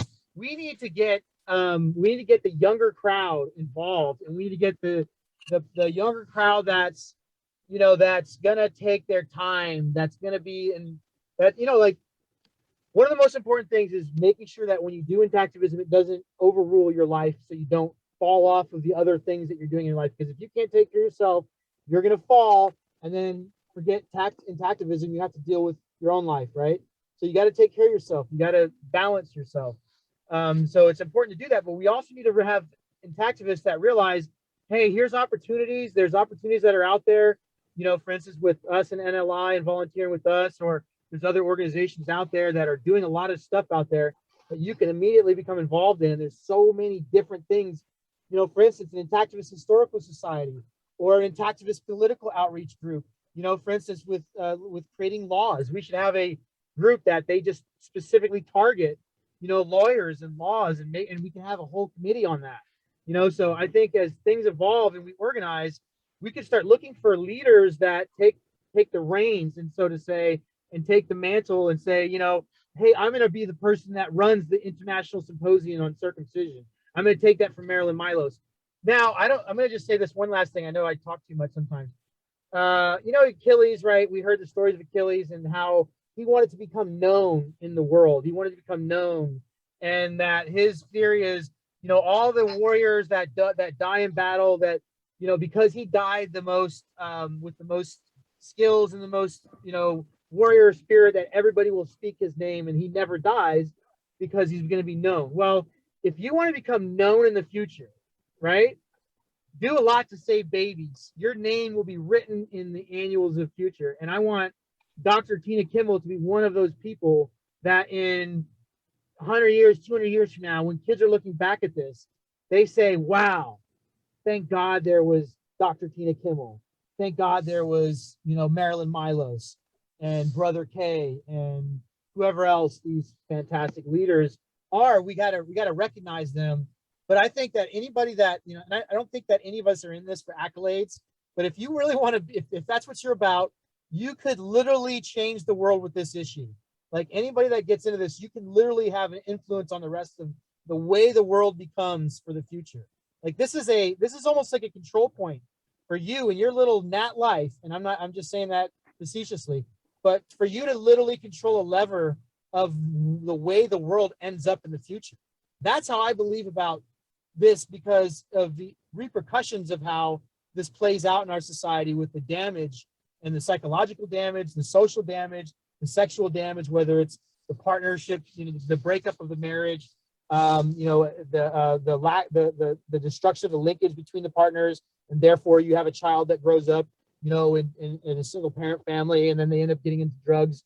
Where let's say you back and rewind that, well, maybe this father, if he had, you know, we wasn't traumatized as a baby, and, you know, he met this woman and they had a better life, and they wouldn't have had these fights, and they wouldn't be a divorce, and this child, you know what I'm saying? Like this is significant. Anyways, so let's continue. These are fantastic. I mean, helped organize in San Francisco the film Cut, which is a fantastic documentary on Intactivism. This is one of the things I mentioned in the video, in the email, was honored as a pioneers of Intactivism at the 13th Symposium in Boulder. So that's kind of like, that's fantastic. Like, to me, that's like winning the Super Bowl. You know, you get the Super Bowl rings or something like that, or, you know, something like that. To me, that is more valuable than, what do they call those cups? The cup for the hockey team, the Stanley Cup, right? The Stanley Cup is nothing compared to being recognized as one of the pioneers of Intactivism at the 13th Symposium. I'm just blowing Tina's ego up a little bit here, but I really think that it's important that people know this stuff. I'm shamelessly promoting you for the value of Intactivism, because I think it's important for Intactivism itself to know this stuff. Okay, so let's see. Online Intactivism organizing. I mean, just the list is fantastic. The San Francisco Bay Area Activism Organizing, representing Nose Circuit, California. Did you want to say anything about some of this stuff, Tina, while I'm blabbering on about this? Is there anything you wanted to add while I'm going through this? You know what jumps off the page at me, even as I wrote it, I mean, it was mind blowing to write it. I went through all my old notes and emails and stuff. I had no idea I had done so much. But right there where it says I organized 60 meetings, like 2/3 of the way down, Yeah. you know, bang, bang. I organized it. I had no idea. I have approximately 60 agendas still in a file and in my computer. 60. I mean, how did that happen? It just did it 1 month at a time. You know, I just said, oh, yeah, here it comes. The first Sunday of the month, we'd have these great dinner meetings. You know, here at my house, I would buy some simple food and then tell people to bring stuff if they felt like it. So we'd meet, what was it, 6 for dinner or 5:30 for kibitzing, you know, talking, 6 to eat, and 7 sharp. The meeting was supposed to begin, really start at 7:15. But anyway, and then we try to have it over by 9:30 so people could get home and go to work the next day. And then we'd show a movie. There's so many movies and I'm a movie nut. So we got so much done. And these agendas would start with, well, introductions, of course, but what we did since the last meeting, and then discussion of those events, and then what was proposed to do in the future. It just worked. It just worked out so well. It was fun, you know, the sense of camaraderie. So one meeting, there were only 3 people here, you know, a stalwarts, Jeff Brown and Mike Keith and me, I think, were the 3. And then Frank McGinnis was real close to the core there. And, you know, at first we're like, oh my God, it's over. There's no more Intactivism. But we turned out into a great meeting too, because we got to hear all our backstories. I mean, phenomenal backstories, just painful stuff from these circumcised guys, you know. I mean, I guess I don't want to divulge some secrets, but real serious, painful shit that we wouldn't have if the meeting had 25 people in it, which it did sometimes. So, and then, you know, the next month it was back to our sort of average, about 10 or 15 people would come. Anyway, what can I say? That was kind of, I guess, I mean, I just did so much, but it isn't like I set out to do so much. I just, well, things would come up, you know, and well, I mean, one thing that was going on, as I mentioned to Daniel, I don't have a will. I mean, all these years I'm getting older and older. My kids are getting older, and I'm, you know, a little bit of ignoring them, and that's not good. I wasn't ever ignoring them, but you know, stuff like drawing up a will, which turns out to be very complicated. It turns out, I just haven't had the taste for that. I'd much rather do some activism, you know? Right. Anyway, that's I guess the PS of the story is I've withdrawn from this. Oh yeah, and I got very involved in some other things too. I mentioned somewhere in here that I deliberately got involved with the Green Party because after the 2011 you know, we tried to make circumcision illegal in San Francisco, right? You guys know all about that. SFMGM bill. It was really fun and great consciousness raising, but we didn't win. And anyway, there's a lot about that. I could talk about that for half an hour. But anyway, people told me, political analysts said, you have to get a political party and some important names behind you before you try to do anything like this again. So I already was a Green. Oh, bye. But I got real involved. I elected positions within the Green Party and threw myself in, did a bunch of statistics for them and mailings and data, voter database stuff, which is fun for me, but, and again, unpaid. But after a while, I started going, well, wait a minute. I got involved in this so that I could get them on our side for circumcision. And I started I had enough, what he calls standing within the group, Alameda County Green Party, that I started bringing it up because I wanted to know if they'd have our back. And the answer was no, they wouldn't have our back. So I quit, basically. Anyway, and I also got very involved in the anti-vaccine thing. But, the overlap is just, once again, children being treated like lumps of clay. And I'm still a little bit involved in that, as you can probably figure out. But mostly I've just really tried to take a break from any kind of activism until I get my will written, at least. So what do you have any recommendations for people that want to get into this and want to want to become Intactivists or want to do a little bit more as an Intactivist? Do you have any recommendations? Or they can always come to NLI. If you want to volunteer, come see us. We have work for you. But Right. What do you have any recommendations for people that as far as getting into this? Do you have any maybe recommendations for how would you say to keep a positive mindset while doing this type of work?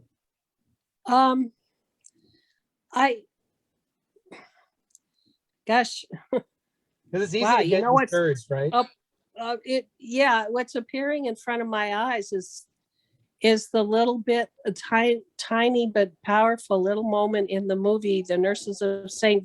Vincent's, which is about the group of Intactivist nurses at this hospital in New Mexico who went on strike and won, more or less, their right to not participate in they won for sure. They won their right to not participate in circumcisions, and a movie was made about it. Very good, heartfelt movie. Anyway, one of the great nurses there, Mary Conant, who is very active in other areas of Intactivism, she managed to sneak in a camera and that held on her as she lifted a cut foreskin out of the garbage can.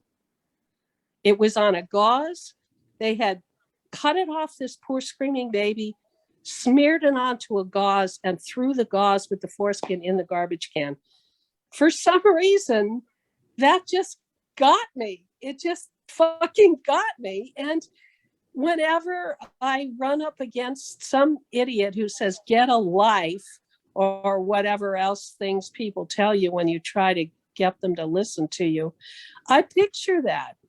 And it just occurs to me. I don't deliberately picture it, but it was like, you get a life. This poor baby's cells didn't have a life. These little cells are going to try to keep themselves alive for a minute, and then they have been cut off from their blood supply, and they're going to die. And this poor baby's going to be in agony for a while, and then he's going to grow up without this tissue on his body. How could you fucking, how can they do that? So it's a kind of a negative way to keep going, but I have to admit, I got discouraged after the HIV stuff for a while. People were very, very negative. It was awful. And we lost a lot of Intactivists, actually. Many people quit. And in fact, some people believed it. But I started following Bob Van Howe right away. He was writing articles and emails and stuff about what pieces of shit those three trials were. And you know that what we found was buried in the data behind those trials was evidence that women got more HIV from cut men, which makes sense. Cut men are it's more abrasive sex, so you're carving more holes in the women's vagina, and so if he's got HIV, he is more likely to give it to her than if he's intact and they have nice smooth sex. So why on earth weren't they talking about that? Oh, because women don't matter, only men matter. So I started repeating that back to the people who were talking about those HIV trials, and that cheered me up quite a bit. And then the avalanche of articles against the trials came out, and we all, who was left, those of us who were left, got cheered up. Anyway, well, that is, I mean, I answer that. The theory behind that is just so absolutely ludicrous. I mean, being a man that's every man thinks they're the shit, right? So, I wanted to learn. So I'm an inquisitive person. So I want to know, how the female works, because I want to be that guy that, his partners rave about, right? I want to be the stud, every guy, right? But I wanted to know how the female functions. Okay. So, well, as a man, like, if I'm like interested in my partner and I want to make sure that she's, reaching her, her orgasm or her climax. And, so I'm intent on that. So and when I was doing that, I was younger, I would try to I thought I was the longer I could last, the more times I could make her come, the more cool I was, right? I used to have I was I made you come 5 times, 10 times, or whatever. I thought it was the coolest thing in the world, right? Well, when you any guy, then you go past 30 minutes, and if you don't have lube, you're gonna dry the woman out. I mean, even the most, I've met women that have all kinds of lube, right? And they still would over time dry out, right? So even except for the most lubricated woman, if you go past 30, 45 minutes, you're gonna dry out. And if that's the case, if you don't have lube, well, guess what? It becomes highly friction. The friction dramatically increases. So if there's a structure that prevents that, and you're going to say that removing that structure that decreases friction, actually, and the way that HIV is transmitted is through blood breaking. So the reason why, supposedly, the reason we've been told that male to male transmission is so high is because the reciprocating partner, the anus tissue is just not designed for sexual intercourse, and so therefore it breaks, and you get a leakage in it. And if you have a man has an orgasm, he introduces his liquid into a liquid, and then you have a breakage in the barrier, and that's how AIDS is transmitted. Well, if that's how AIDS is transmitted, and your idea is that removing the friction, reducing device is some kind of going to reduce HIV, you're absolutely ridiculous. That's ludicrous. It's ludicrous. I mean, are you telling me that we're dropping lube into we have massive lube drops into the middle of Africa, where these tribesmen with their lube, you know what I mean? How are they? How is this going to help them? It's ludicrous. It's absolutely nonsensical. I mean, it violates. This is it. Okay, I took the ASVAB to get in the military, and then take the ASVAB to get in the military, you have to take a mechanical function part, right? And so, understanding how a ball bearing works, and understanding leverage, and understanding those types of things so it could be valuable for somebody in the military. Well, if you take this rolling gliding tissue, that rolls and glides, you can use your mind. You don't have to be a wheel in order to understand how a wheel works, right? So people say, oh, you have to be a man to understand it, you have to be a woman to understand it. No, if you can imagine in your brain how a wheel works, you can imagine in your brain how a foreskin works. So I don't have to have one to think how it functions, how it works. I don't have to, I can take my my sexual experience with, having to deal with, lubrication and lack of lubrication. Give me a second. This is my baby on the other line. Baby, I'm still on the phone right now with them. I'm almost done though, 10 minutes. Okay, I'll be done in 10 minutes. I'll call you right back. I love you, baby. Okay, bye. Okay, so anyways, so if I can take those two things and I can put them together, a basic rudimentary understanding of mechanics. Come on, is it gonna work? Okay, we might be saved. Is it still going? Can you guys hear me? Yeah. Okay. I just had a little bit of issues. So if you can take those two understandings and put them together, you can understand that this is going to harm. This is going to increase HIV. We talked to I don't know. I didn't tell you this, Tina. We talked to a guy named Jay a couple weeks ago or last week about this, and Jay has two friends. He was from a tribe in Kenya that doesn't mutilate. He was mutilated at like, I think 16 or something like that with two of his friends. His friends thought they had immunity to HIV and therefore didn't wear condoms. And Oh, now I know. they died of HIV. His two friends, he knows, his childhood friends died of HIV from this American ridiculous, Bill Gates / whatever it is. Yeah. It's a witch hunt designed to perpetuate this pseudo medical religious ceremony. It's a very weird world. Weird world. But I mean, it just blows my mind that you could take a third grader and figure this stuff out. Like, I could talk to a 10-year-old and sit there and explain this to them, and they'll understand this stuff. Yet we have doctors and PhDs and these supposed people that are educated, and then they literally bring the most ridiculous, nonsensical flaws of logic to the table that, like, if you've taken Logic 101, your professor would have failed you, and yet you have a degree and you have a medical degree, and you're sitting here talking to me like you literally have, like you make sense, like what you're saying makes sense and isn't like chock full of holes that you could drive a truck through. It's mind boggling. It is. I mean, it's a brainwashing. It's a brainwashing. Yes. And those that see it from the outside as brainwashing, it's a very the reason it can become very burdensome. I think this is valuable because I think that people, you can see why Tina is why she made it part of her life, and you can see the compassion in her eyes, and you can see this in her heart, that this is something that drives her. And I think this is all of us, every one of us. It takes one to know one, right? We're not on this phone call for any other reason, so we all understand each other, and I think that's amazing, and I really appreciate all that hard work you put into this, Dr. Kimmel, because you paved the way. And even if you think that, like this is, you're stuck in some mud and you're not moving as far as you wanted to, I know that frustration. But I think that the gears are turning, and the society is changing, and those powers that be that control the debate are going to lose control of the debate very, very quickly. And there's just no way they can keep the cats out of the bag, and there's no way they can put it back in the bag. So, anyways. Yeah, hey, Daniel. So on that, here's the important question is, and I know you're already working on this, mass distribution. Getting the message out. Getting the word out.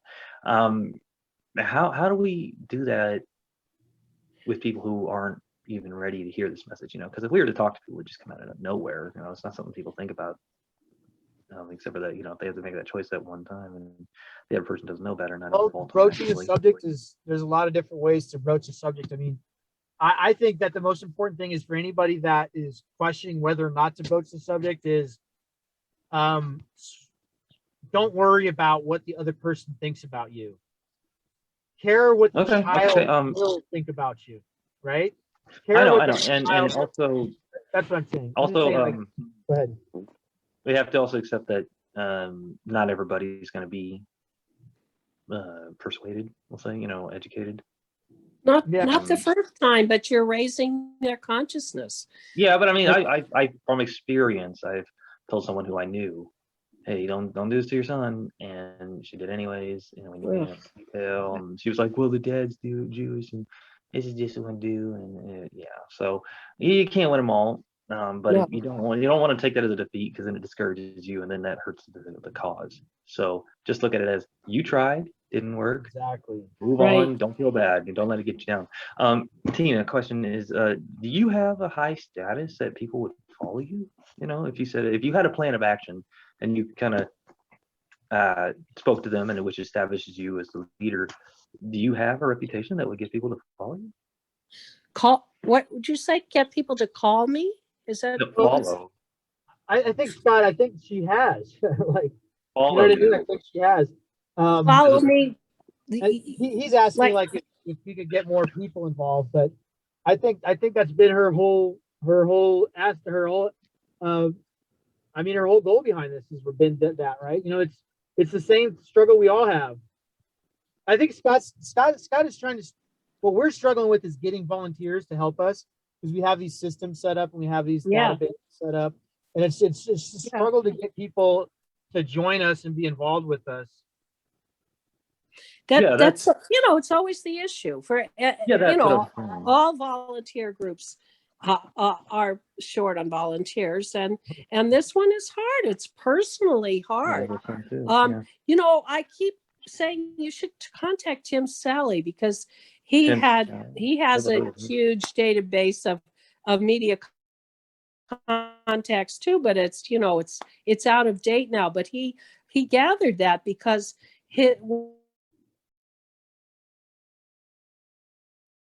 a lot from him, because is he obviously on probably. So it's I'll Tim talk to him. Hammond.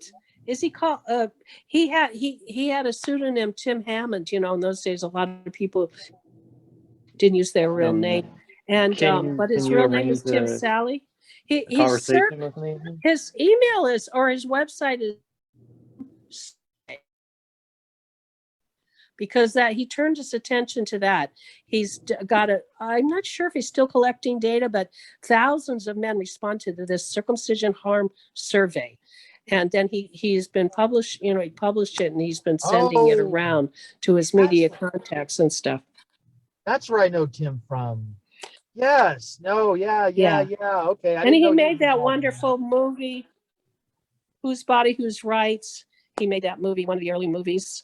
So you should have him on or something if he'll take the time to do that, because I'm sure he has a lot to say about media, one way or the other. That was never my thing, so I kind of didn't tune into it.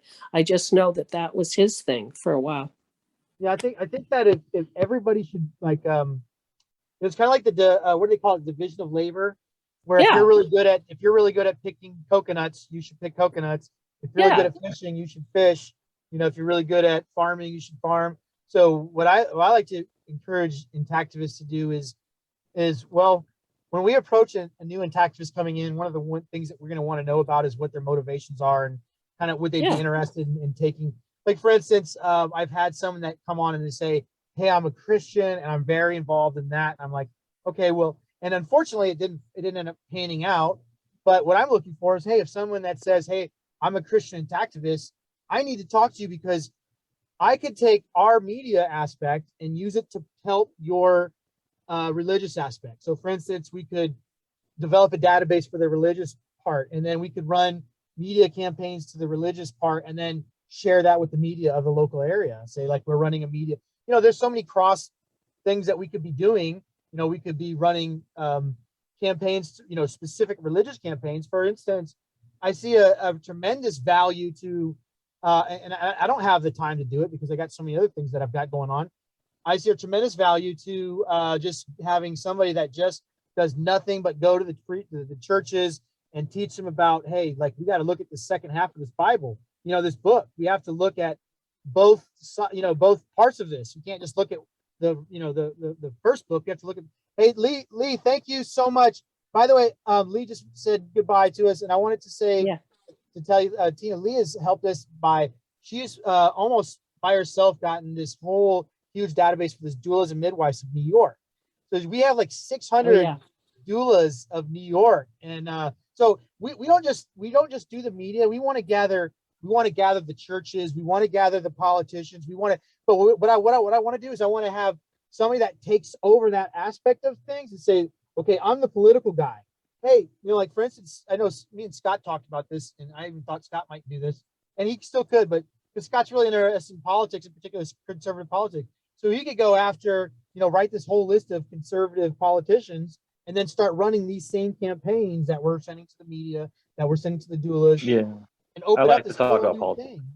You know what I'm saying? I'm just saying, like, these are options that we could do if somebody said, hey, I want to take over and I want to take over this aspect of something.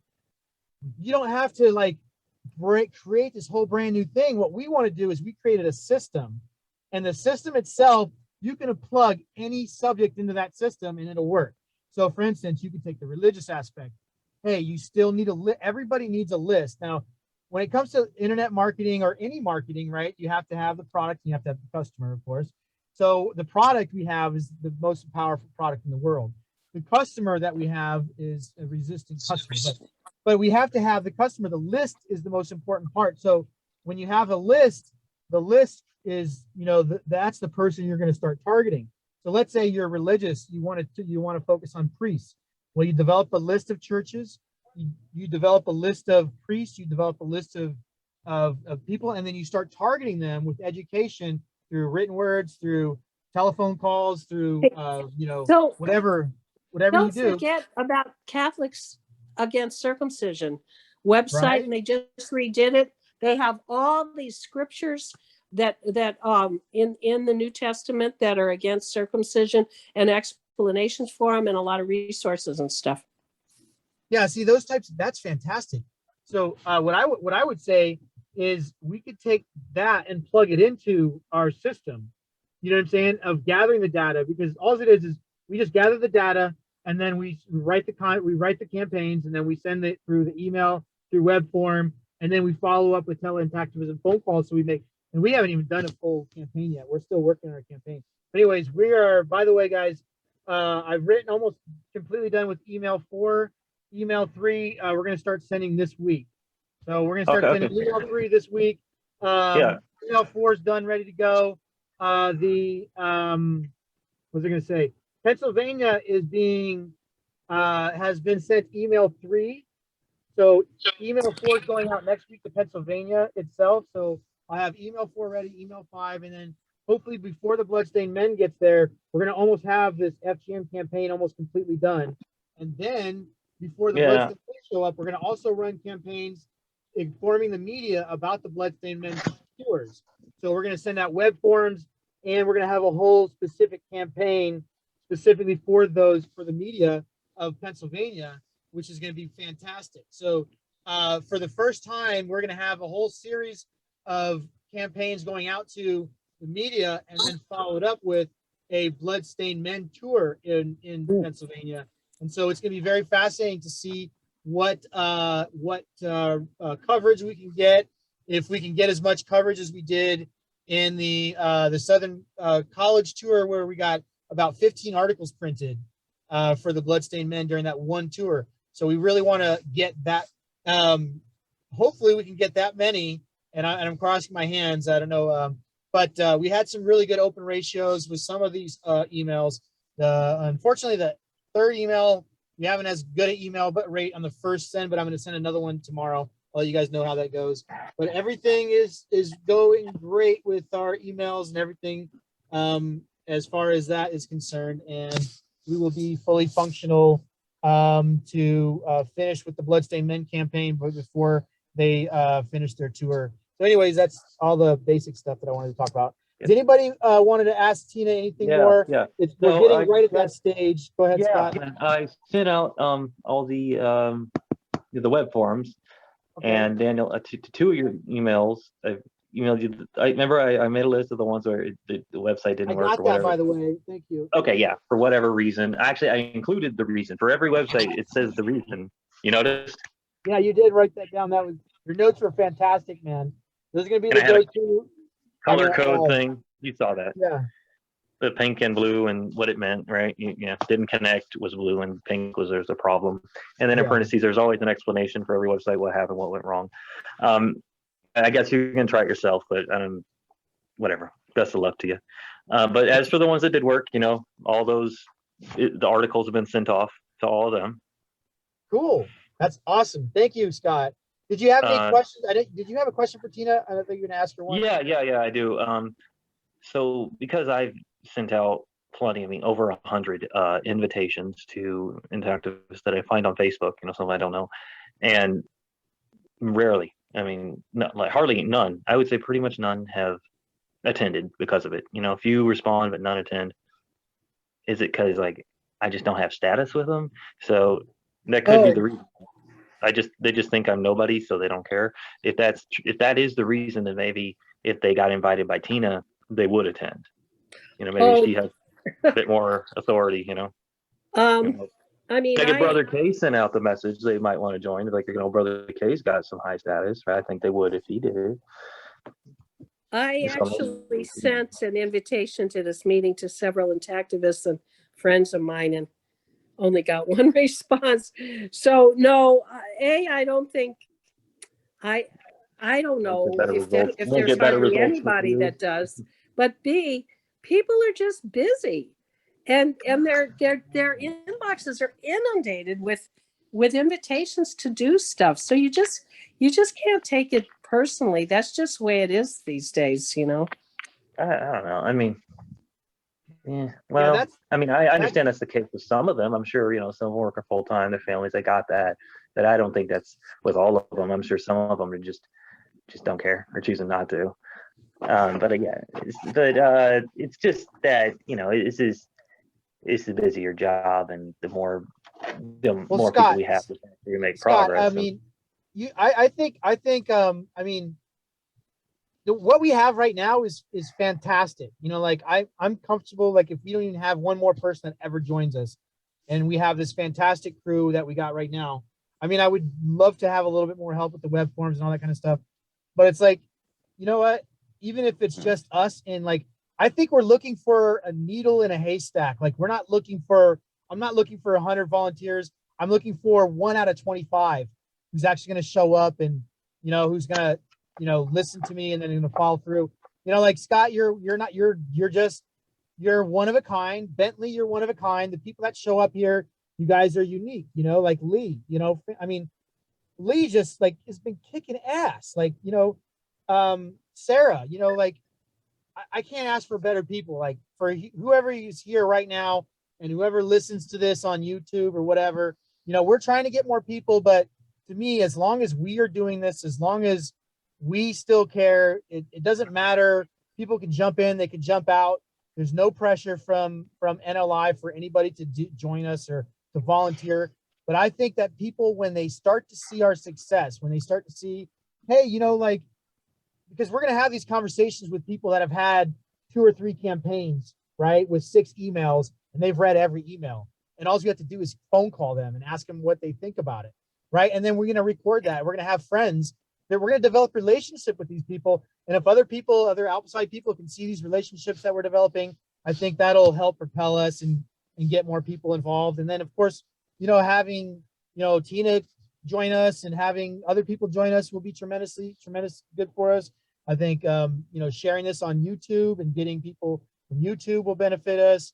I think it's kind of like building a snowman, and it may seem like we're going nowhere, but I think we are. And Scott, this was just Tina, okay. Me and Scott, I was doing that database by myself, and Scott was annoying me.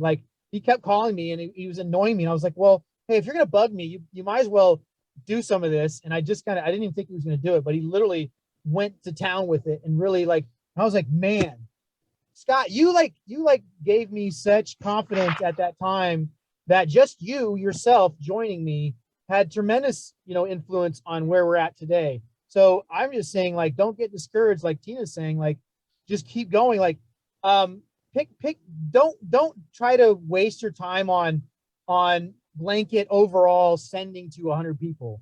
What I would do is start to talk to people about the benefits of what we're doing, have conversations with people and then share it. You know what I'm saying? Like once you've developed a little bit of rapport with that person, that potential volunteer, then, show them this, Well, but I would say do it all.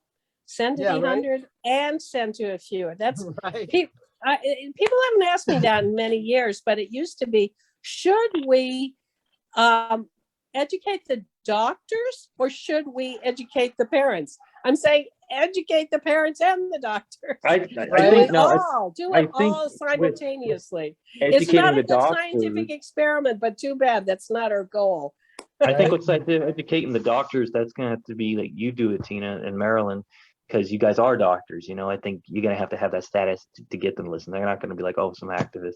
You're gonna have to have a PhD for them to You take don't, you Scott. seriously. That's an appeal to authority, and But I mean that's the way they're thinking. I mean, I understand logical fallacy, but that's probably how they think.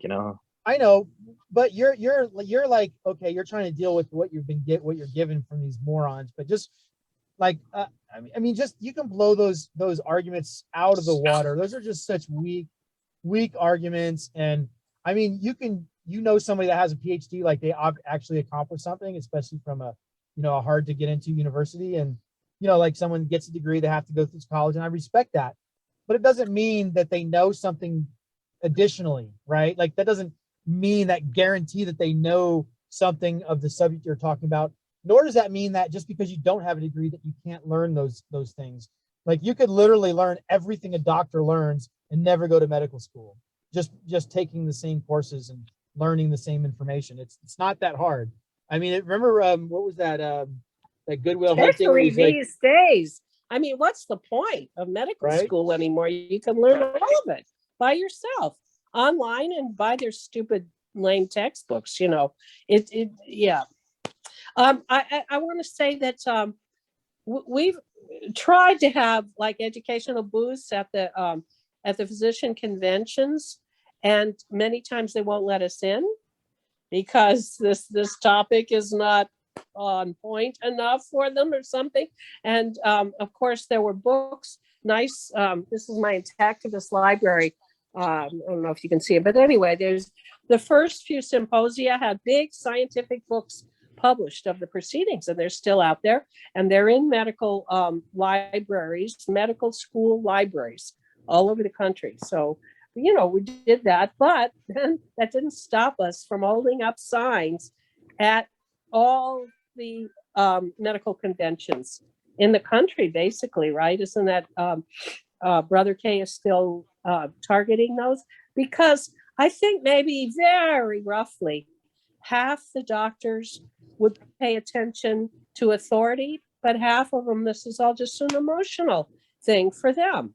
I mean, when you listen to them, sometimes they'll quote some stupid HIV study that's been debunked, but most of the time they'll say bullshit like, I circumcised my son myself and he didn't cry. It's all about them personally. So all of it works, is what I'm saying, is doctors are human beings and they make these decisions based, it looks to me like most of the time, based on their own personal experience and their own personal biases and feelings. So therefore, appeal to them as a human being. And that's what's standing out with the signs and engaging them is real good for. So we do that and try to educate them and appeal to authority.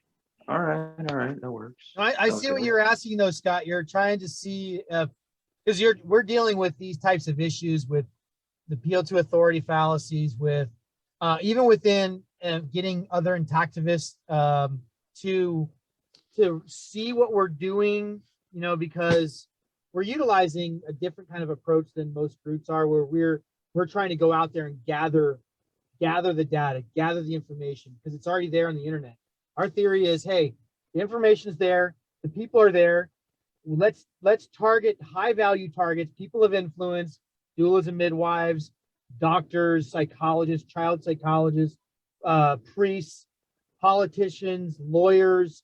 I mean, I want to have a whole campaign that just goes out to nothing but injury lawyers. I want to get the greediest of the greediest involved, right? Like I want there to be injury lawyers with super brains in super greed, sitting around their little table, figuring out how they're going to break open the But- largest medical fraud. Well, they case. are doing that. That You know, would be David fun. Llewellyn in Atlanta has a thriving business suing over botched circumcisions. Oh yeah, yeah. I mean, he could. Yeah, maybe he can step to the next level of just all of them. Well, But I'm thinking like class action lawsuits in the future where, you know, we Yeah. have like large Class class action lawsuits. lawsuit, right? That's a good one. Yeah, I think I read that there was a class action lawsuit about circumcision 5 years ago in LA, but it must have been. I mean, our current opinion is it's a spoofed article because we can't find any evidence that it really happened. But what a great idea, a class action lawsuit! If we could get if you could get standing- like, I'm sorry, go ahead. No, I was just to say, if you have a large list of lawyers, of injury lawyers, you know, like just a huge list. Now these people are going to become the judges That's in what 10, 5, 10 stupid years. attorneys for the rights of the child is supposed to be. Hmm. I mean, I happen to think Steven Svoboda is a psychopath, and I steer clear of him. But that organization does exist, Attorneys for the Rights of the Child, and that is supposedly a list. You know, the membership list is a list of all the lawyers that care about this issue. No, I mean like I want a list of all the injury lawyers. So what I would do is I would go to a state. Sure. I would go to a state and I would just say type in injury lawyers, and I would try to find a list either because there's a lot of databases out there of where you can find a lot of these, like, you know, like for instance, when we're doing the doulas and midwives, there's all these databases within, like you find one doula organization and they'll have like 400 doulas in their organization. You can just go through and just pick out all of those 400 and just gather this database. It's sitting right there. And why not? Like it's right there, right? And then we just take that data and then we run it through MailChimp, and then we get all the people that are going to say, you know, the ones that are going to get it right off the bat. So we basically clean the email list. And then we take that list and we're going to put it into our other email list called Bldg. And we're going to be sending hundreds of thousands, up to hundreds of thousands of emails at a time once we get that system running. And it'll all be high quality emails. And then we're going to have a list of all the people that have read so many emails. And then we're going to actually start making phone calls. So it's basically creating a funnel. So I don't know if you know how a funnel works, but in sales, okay, for instance, let's say I have a website and I start with the part of the funnel is gathering the email. So the first thing is I have a pop-up that gathers the email. So the email, I get the email list. Well, we're going out and we're gathering the email, so we don't really have to do that stage. But once you get the pop-up gathers the email. Then you get the it's a double opt-in form, and so that system will send an email to the person. Then they click on the link, says yes, I want to be part of this. Right now, they're part of that list. Then they go into this funnel, and that list is they're going to start with the campaign, and so they'll often give them something right off the bat. So they'll give them like a ebook or a white paper or something of value initially to get that email. Then once they got the email, they put them in this list, right, and they'll have elaborate systems set up where they can send this email based off of opening this email and all that kind of stuff. But in the end, what you get is this client, this potential customer who's been filtered through all the bullshit. And now this person's highly interested in what you want. And now you can sell him the high ticket item or whatever it is, if that's what you're trying to do in sales. So we're taking that system and then we're putting it into Intactivism. And then we're trying to take that system and tell every Intactivist, whatever target they focus on, whatever area that they're focused on, that they could take these systems and utilize them to make an outreach within that area, a more successful outreach, a highly successful outreach. And they could either piggyback on our systems or they can create their own systems.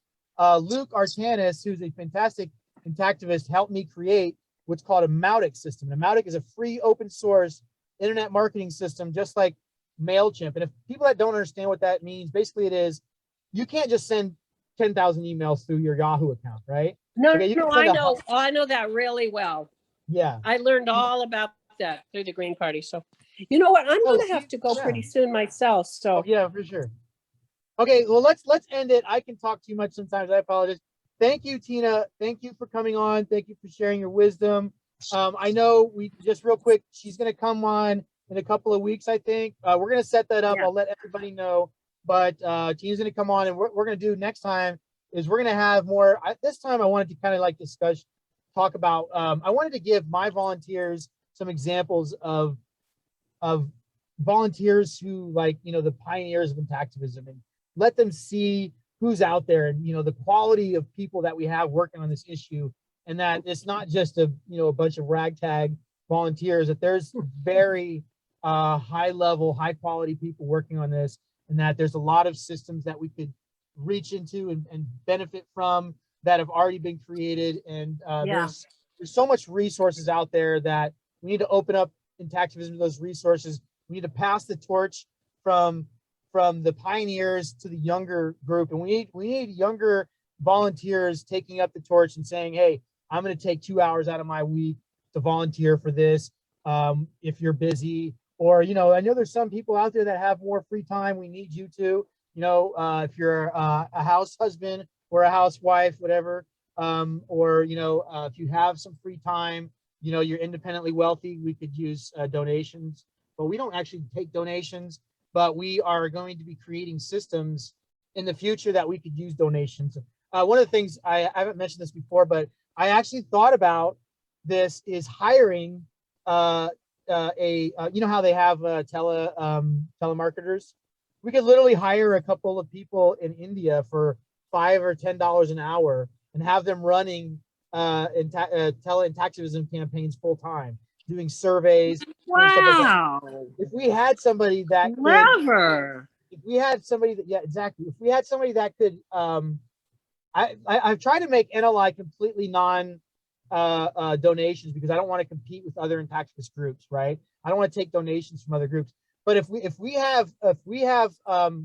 I had an investor that came to me and said, or somebody that says, you know, like who's a businessman who would invest into something like this, what I would say is, like, look, we have a system that's already guaranteed to work, right? We have a system of gathering the data, which is the research, getting the database. We have a system to write. We have the campaigns, and then we have a Intactivism system. And then if we just had a little bit of money to fund, you know, somebody to do, I could teach them the script. There's a whole script that Paul Settlemeyer, who's a fantastic sales guy, he actually gave us some of his advanced sales knowledge. He's been a sales instructor for 30 years, and he helped create this script that we're going to give them. And they could just run with it. Anyways, just some thoughts. I'm going to let you go. Thank you, Tina. We're going to redo this in 2 weeks. Thank you guys for coming. I love you guys, and I appreciate you so much. And it's good to have you guys.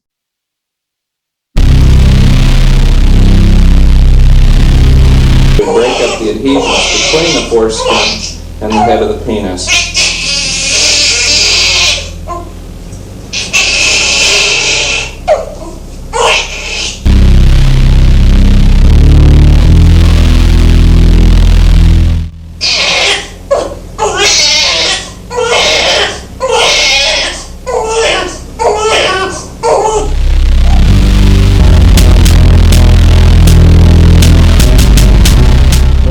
In pediatrics, the reason we're circumcising is mainly because you feel more comfortable with a circumcised penis, especially since your other 2 children are already circumcised, right?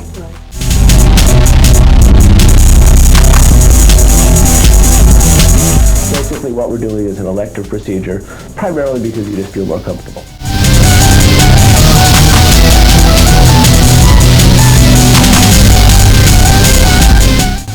In the clamp, then we clamp it.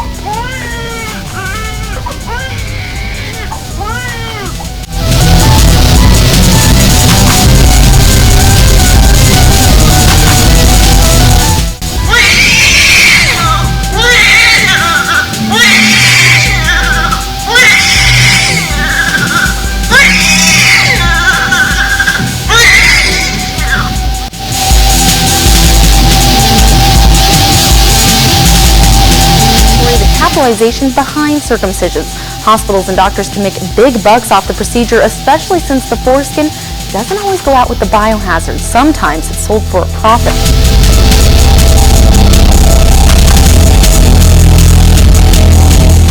Look at the data. It looks like there are some things that it does reduce the incidence of, but they're things that are incredibly rare anyway. There are religious, ethical, cultural, and medical reasons to circumcise.